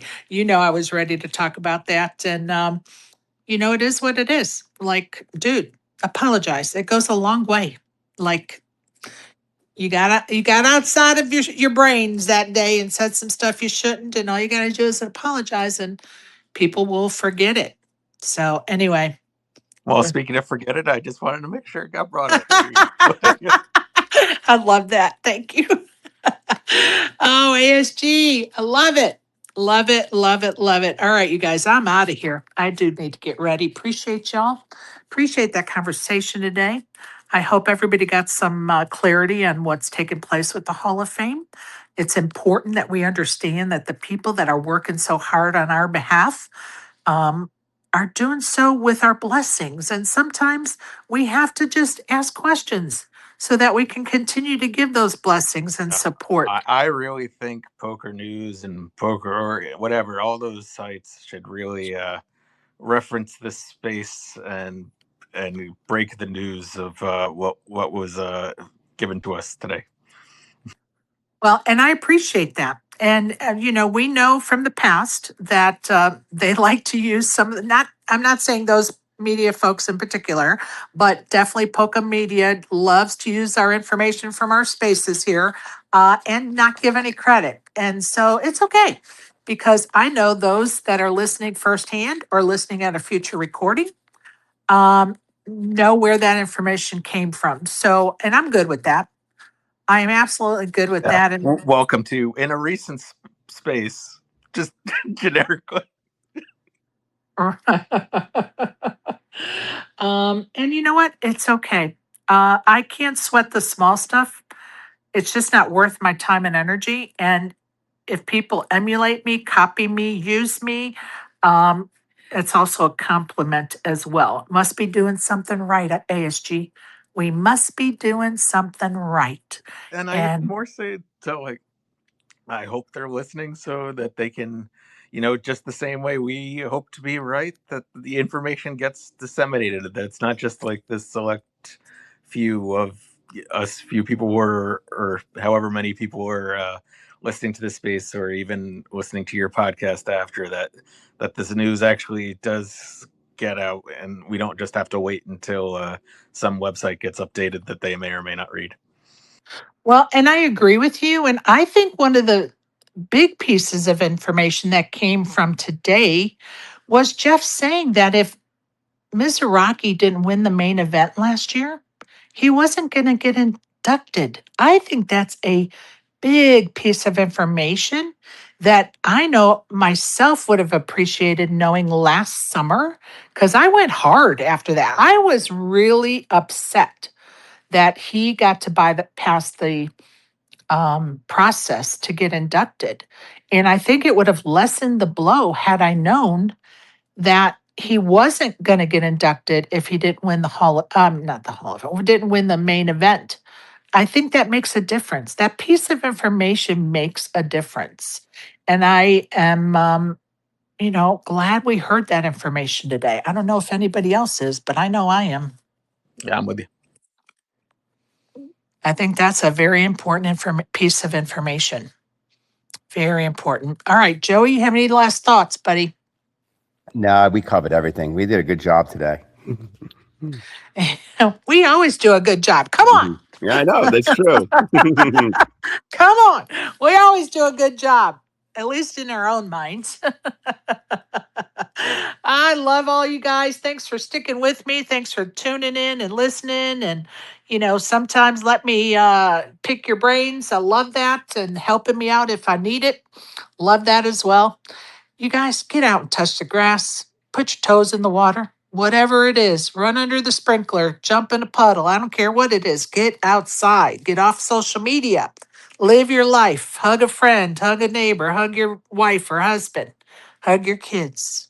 Life is short, folks. Appreciate all of you. Have a great day. You get a chip and you get